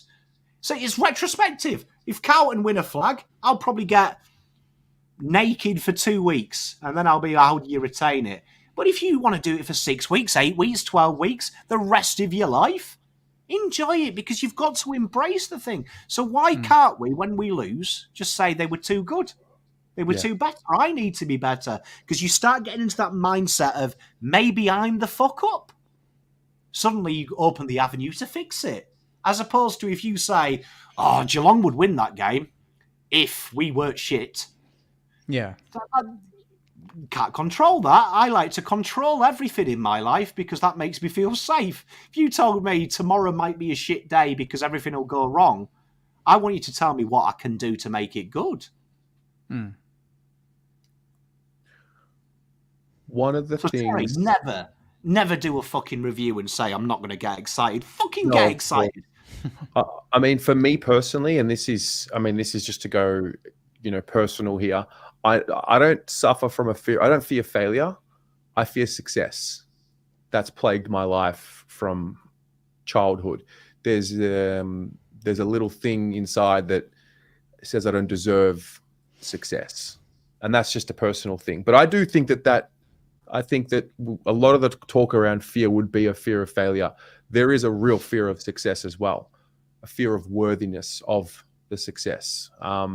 So that might be a me thing, but I do think that that is a theme that can come up in people's lives too. But you can be blinded by the S word. You really should just like surround yourself with people that raise you up. Because Terry, you two are in a fortunate position for your mental health. You get daily feedback of if you're good or bad. Not many people live like me, Terry, and Jake, where our entire lives criticised in the comment section by people dressed as fucking pandas, right? Do you know what I mean? You want to ask questions about yourself, do this for a week. But my best suggestion to anyone watching at home and to you, Terry, is focus on the people that matter. And I always have this rule. Do you pay my bills? Are you oxygen? If you are neither of them, your opinion is truly worthless unless I give it credence. Right? No, because I don't need you. But it's not about other people's opinions. It's about my own opinion of myself. Yeah, well, my suggestion to you, Terry, is to be honest with yourself. Be your best friend. If you can't be your own best friend, how the fuck can you be someone else's friend? Yeah, true. That's true. Like, what would you say to yourself what would you say to yourself before you did that video, Terry? And if it was me ringing you up and said, "Oh, Terry, I'm fucking excited. We're winning a flag, bro. Do you think we're going to win a flag? I think we're going to win a flag." Would you tell me, "Calm down, Pom, you fucking idiot. We might lose next week"? No, you would be like, "I love it, Pom. You love it, Pom. I love it. Good lad." Yeah. That's exactly what I would say. Do it yourself. Yeah. We're working on it. It brings you down a bit, doesn't it? Mm. No one's mean to you, Jake. Hey? Oh, No one's yeah, mean to yeah. you. Yeah, right. Who's mean to you? Let us know. Huh? Only we're allowed to be mean to you. Nah, every fan base in the competition, they love bantering the Saints, and then, you know, they love slipping into the DMs. That's how it goes. I don't get much on the YouTube videos though. It's kind of all. Even when I think I do a shit video, that's nice to see the occasional comments like, "Oh, that was great." And like, okay, maybe, you know, you think something's bad and it's not.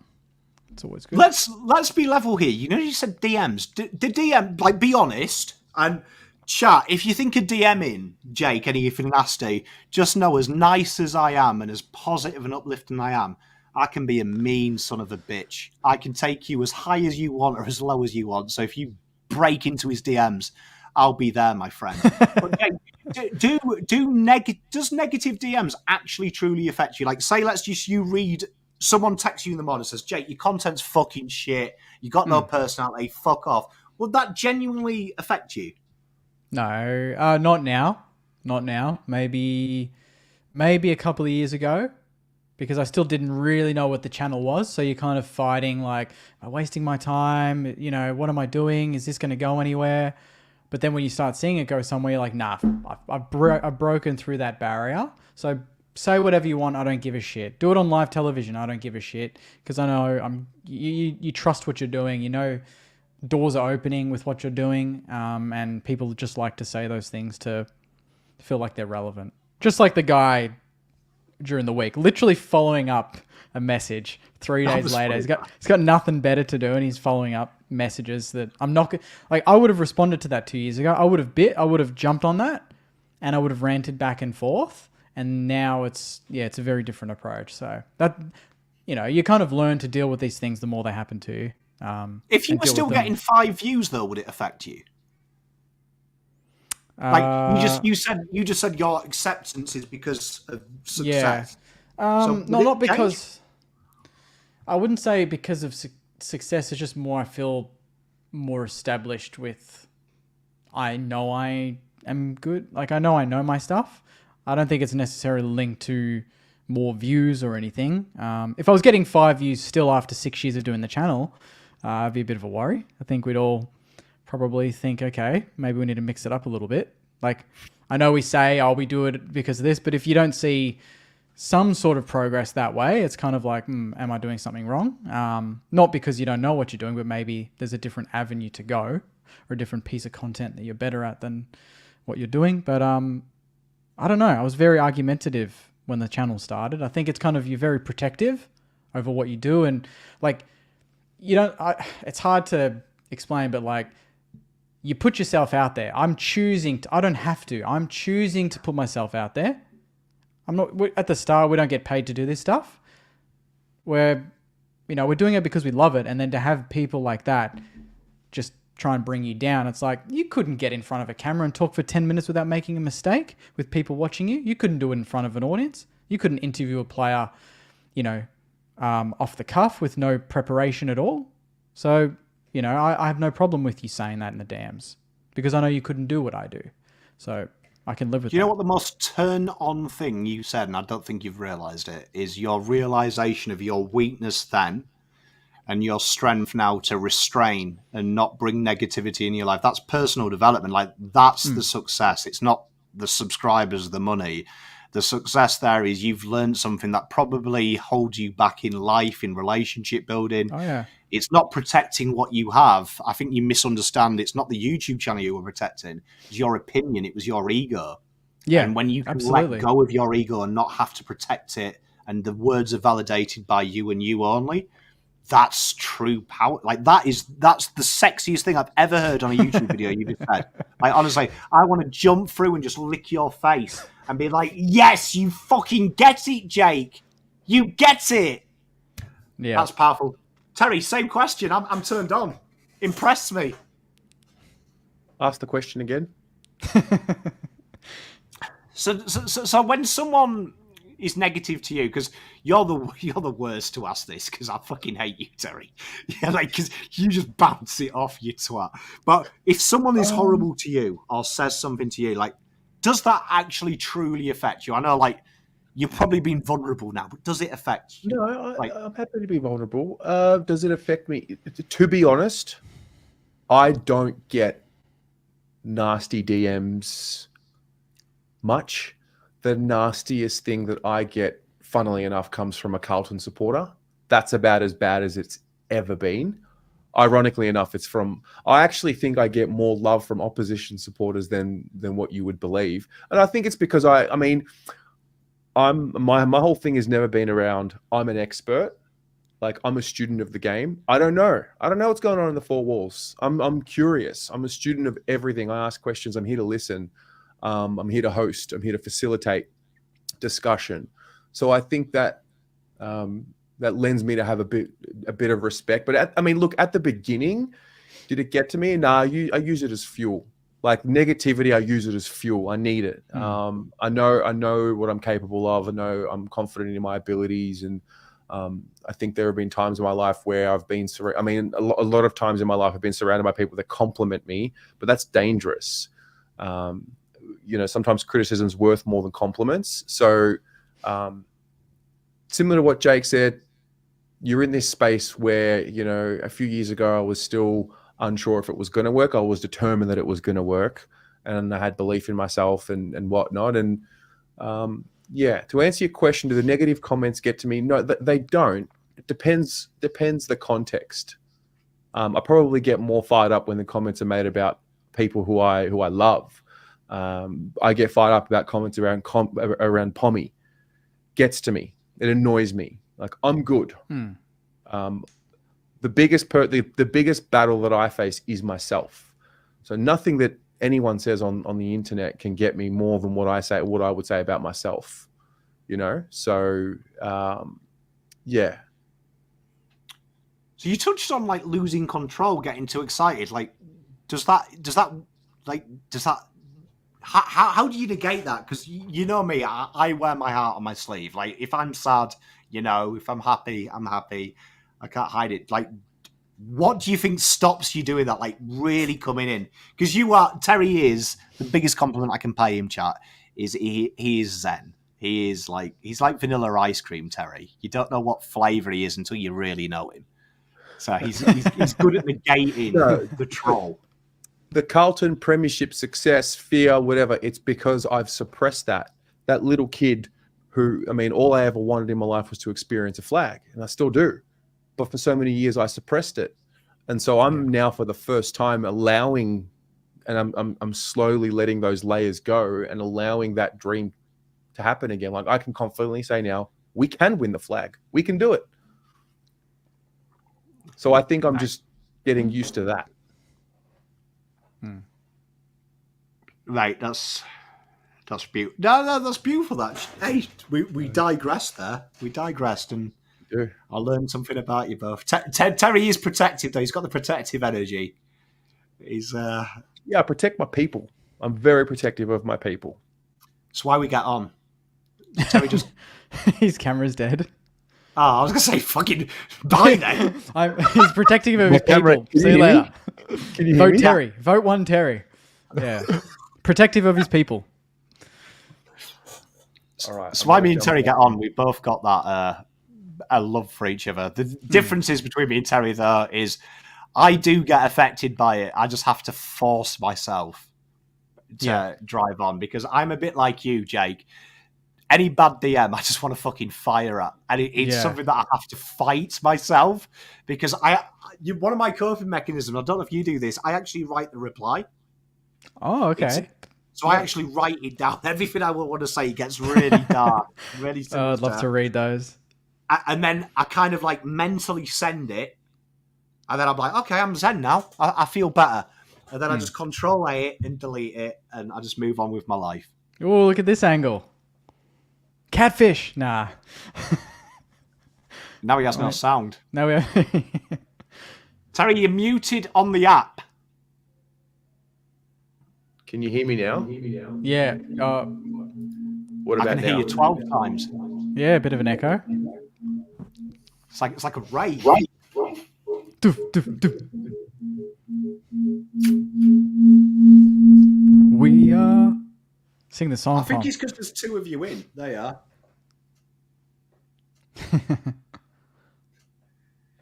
The long and winding road. Welcome to live TV, folks, and this is why we do what we do. He's back. All right, we're good. It's a new angle, but it's going to work. Excellent. All right, fuck, that was good. Should we talk about the footy coming up? Yeah. Let's talk about footy, baby. All right. What's the games? Let's go for a lock of the week. We've got a full slate. All right, lock of the week. Ooh. All right, I'll start. I'm going big on this one. Actually, yeah, Hawthorn, they're going to beat West Coast, so they're not going to be my lock for 5 weeks in a row. I'm backing my boys. Saints over Port at Marvel on Sunday.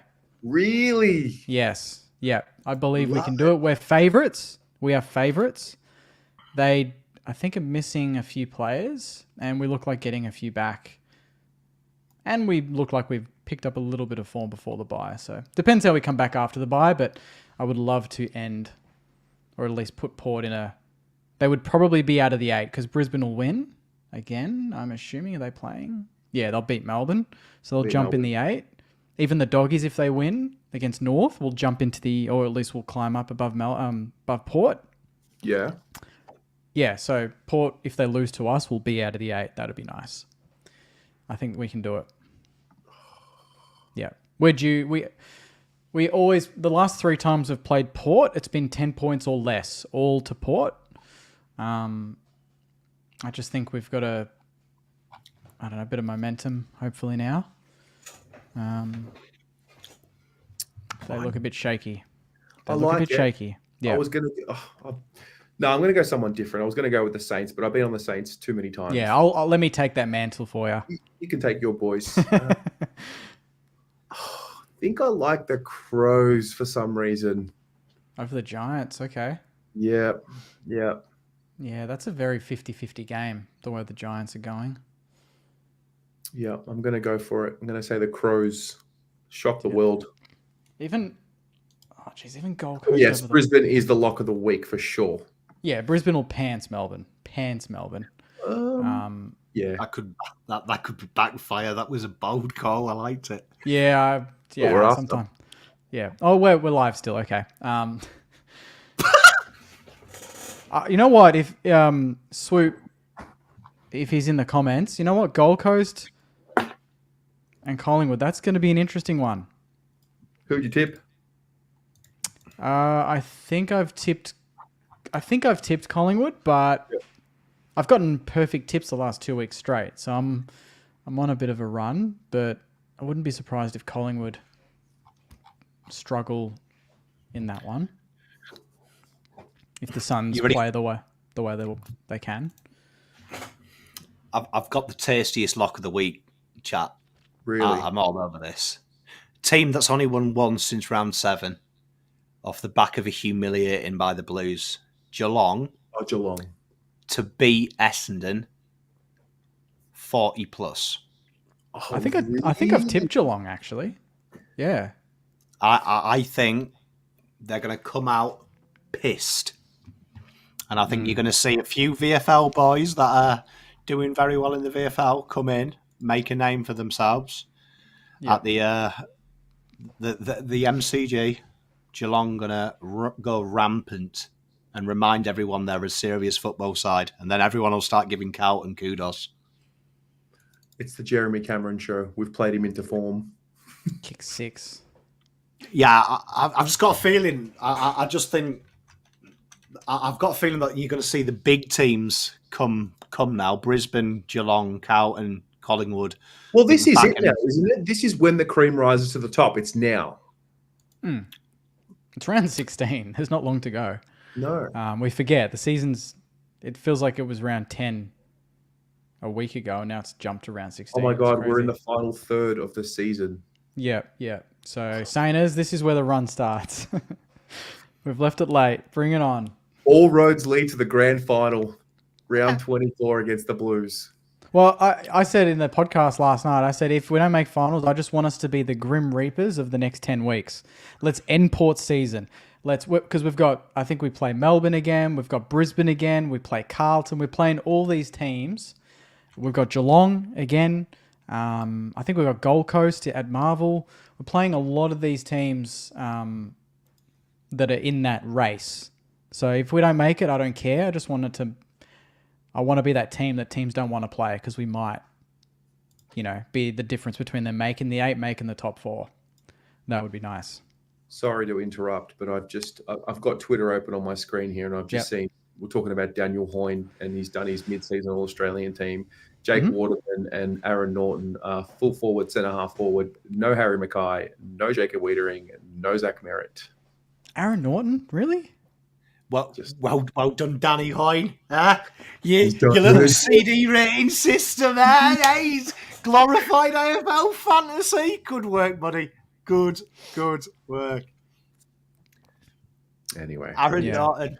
Wee. Aaron Norton. He's got more marks. He's got more marks around the ground. That's probably why. Yeah, honestly, it's AFL fantasy, but Yeah, interesting fact about Champs Data. If you've got time, go and watch Opta Data, which is the UK equivalent, and then they do a team of the season. And 9 times out of 10, they'll do it based on data. They'll get 9 of the 11 players right. Right? Oh, right. You watch AFL's Champs Data versus the actual thing. 4. Yeah. If that. It's crazy because they don't filter results based on if you're shit. So, it's a bizarre system. System. Wow. All right. So Geelong, Adelaide, and the Saints. There's our 3 locks. Yeah. I think I don't think I've locked the Saints at all, have I? Yeah, haven't you? In the show? I'm trying to think. Oh, have you locked I the Saints generally, in the show? yeah. I don't think I have. No, you haven't. I was carrying the Saints until you felt good about them, and now you're good. Yeah. I hate that we had the bye after the Brizzy game, though. That kind of annoys me. But, I hate Port, so got to get it done. I want to You know give what? a shout. Have you guys seen the video that Wooden Spoon Data did on if the 9-pointers still existed? Oh, that sounds like an absolute sexual video. Bro, Yeah. you know when someone's put a lot of work into a video? Oh, You know what? I'm I'm actually going to go on YouTube right now and get it up. you know what? Yeah. Look, Wooden Spoon Data. I'm on it now. Watch the video after we finish. It's just brilliant. Oh, How have you only got 385 386 because I've just subscribed. Yeah, true. Subscribe right now. There's some effort going into this content, just having a brief Check this out. foray into it. That's the video in the chat. Yeah. Just know that you were one of the people that subscribed before this guy hit 1,000 or 50,000 subscribers. You can be in there right now. You know when you just know something's going to work? Remember the Footy A to Z guys? Mm-hmm. Oh, you just knew straight away. It's bloody brilliant. Oh, the fact he's in front of a white screen is turning me on. It's sex. Stop it, Wooden Spoon Data. You know how to pull pom in. Yeah, standing with the green screen. So, what else, boys? What else have we got? 2 hours. I miss Luke. Where's he at? He's on the tees. Thanks. No, but you're here, so you and Luke. We are. You do know from a cosmetic cosmetic point of view, if you move Saints like 50 pixels left, blue abroad 50, then my logo, because I'm an orange writing, that would look sick. Should we just like have you as, and it's just the four of us, and then that's it, and then we just bring a fifth on? That's a... I'm the people's champion. I mean, I'm down. Jake couldn't do it. Look, say that, Huh? Jake. Fucking What? complimented him all show. Absolutely sacked me off. Do you know what I mean? Like, fucking Luke Beveridge over there. Oh, mate. No, it's always. I knew before we started the show. I'm like, Pommy's on, everything's fine. It's going to be a great show. You have the ultimate balance of banter and analytics. It's wild, Mate, just doing what I can do. Yeah. Just doing what I can do. Do you know what I mean? With a limited task. I mean, Jake loves to hate me. I don't know. What are you talking about? What are you talking about, mate? Tell me what you really think, huh? You know, I got contacted by Twitter the other day, right? You know, when they did them like top 5 things you hated. You know, the clubs you love to hate. And they said to me, weirdly, Pom, St Kilda, 0.01% of their fan base put you above football clubs. And I was like, oh, that'll be Jake. He will have just voted me. He had to choose Carlton after that because I wasn't an option. See, look, chat want me. Hey? You know what I mean? Chat froth ya. Yeah, quality taste. I always say that about chat. Good taste. Live chat favourite. Yeah. This is. I mean, we can talk about AFL media again. None of these shows integrate a live chat. Isn't that bizarre? It's because they are terrified of it. To be fair, live is something. Live is not easy. No. We make it look easy because we do it so often. It is not easy. You know what we should do? Next Tuesday, we should meet somewhere. Do it live in person. We should. That'd be sick. Yeah. We should be sitting on couches doing this. Yeah. See? There's a bit of a smile from fucking Jake.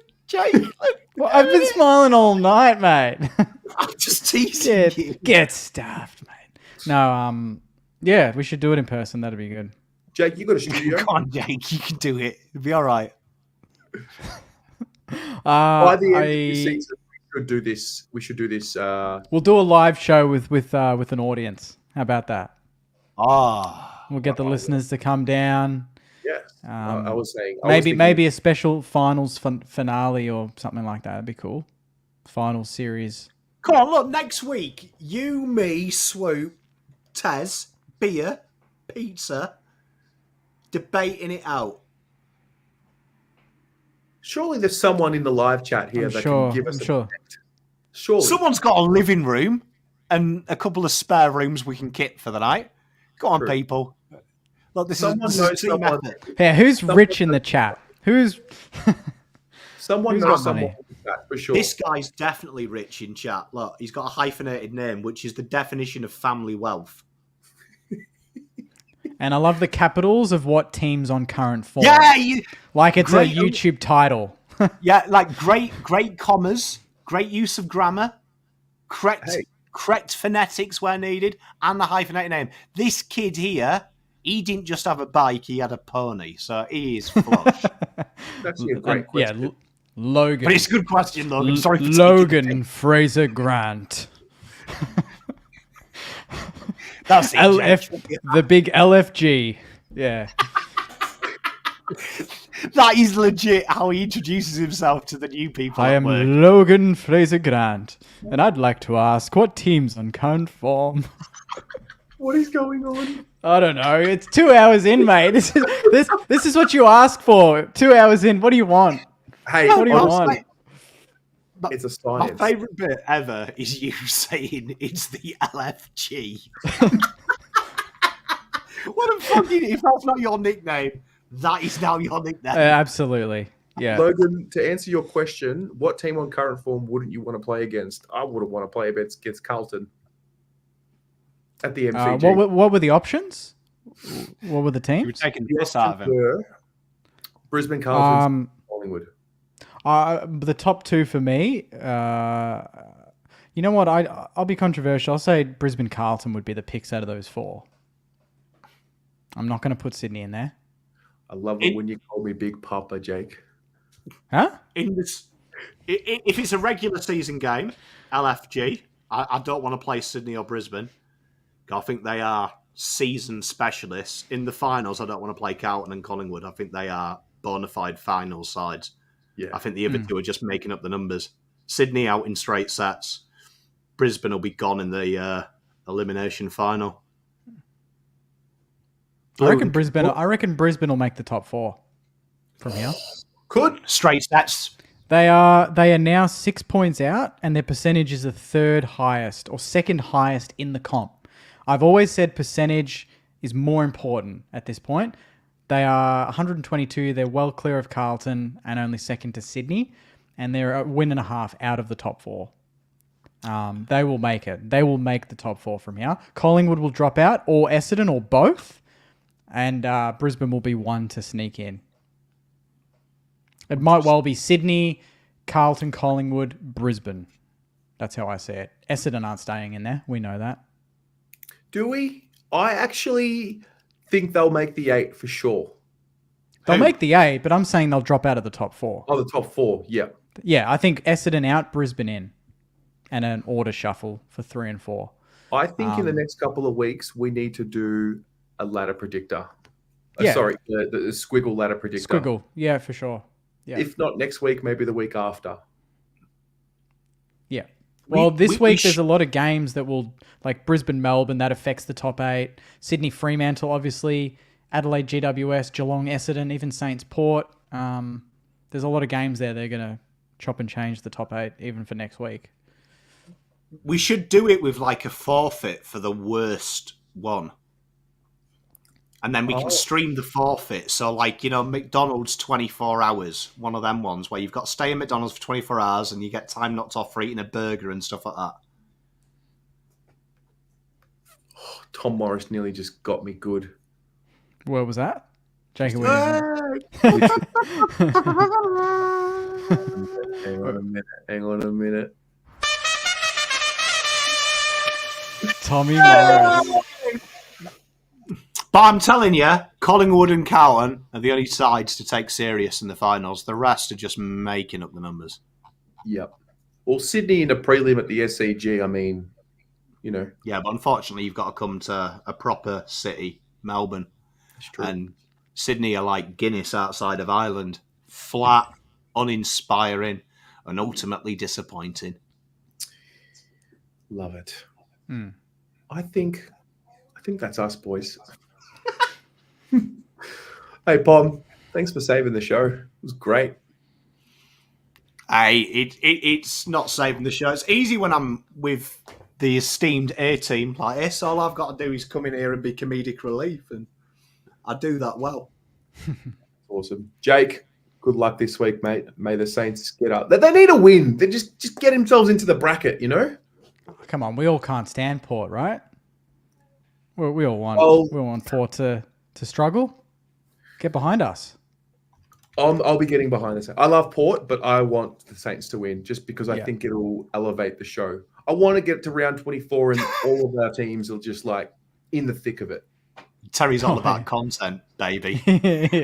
No, because the tension will be palpable when the Saints play Carlton. I can smell it. And I've been smelling it from round 1. Even when their little slump came, I'm like, they're going to figure it out. And by the end of the year, they're going to come good. I just didn't know if Carlton would be as good as what we have been. So I'm not as concerned. Yeah. Terry, before we go, it's happening. Yeah. Bold call putting Carlton as on form. I think we need to revisit some of our teague tactics if we are to be any chance against Richmond. I can't do it anymore. I'm resigning from YouTube. Fuck it. The AFL media's right. Keep it to the minority. Hey guys, Logan's one of us. Hey Logan, he's Scottish. It's all right. That means there's no posh people from Scotland apart from the royal family. So well done. Just so you know, my last name's actually Scottish origin and probably pronounced in Afrikaans. And I have been called many different nicknames such as Ballbag, Ligma, Sugma, and Rusty Nuts. LFG. Elite. How's that pronounced in Afrikaans? Because No, that's Terry, a joke. Sorry. How did that one get through you? Pom. You're better than this. You're so better than this, mate. So better than this. Logan's a real one. Oh, Logan, I have edged that to first slip. I am walking back to the pavilion. Well played, Logan. Well played, mate. It's a walk of shame. It really is. The golden duck. All right. Ladies and gents, thanks for tuning in. Pommy, Jake, thank you. Thank Main you. team this week. Go everyone. Oh, Go say what the hell? Oh, that's going the on whole there? Mac thing. I don't know what happened there, but that scared me. Yeah. Hi, everyone. See you guys.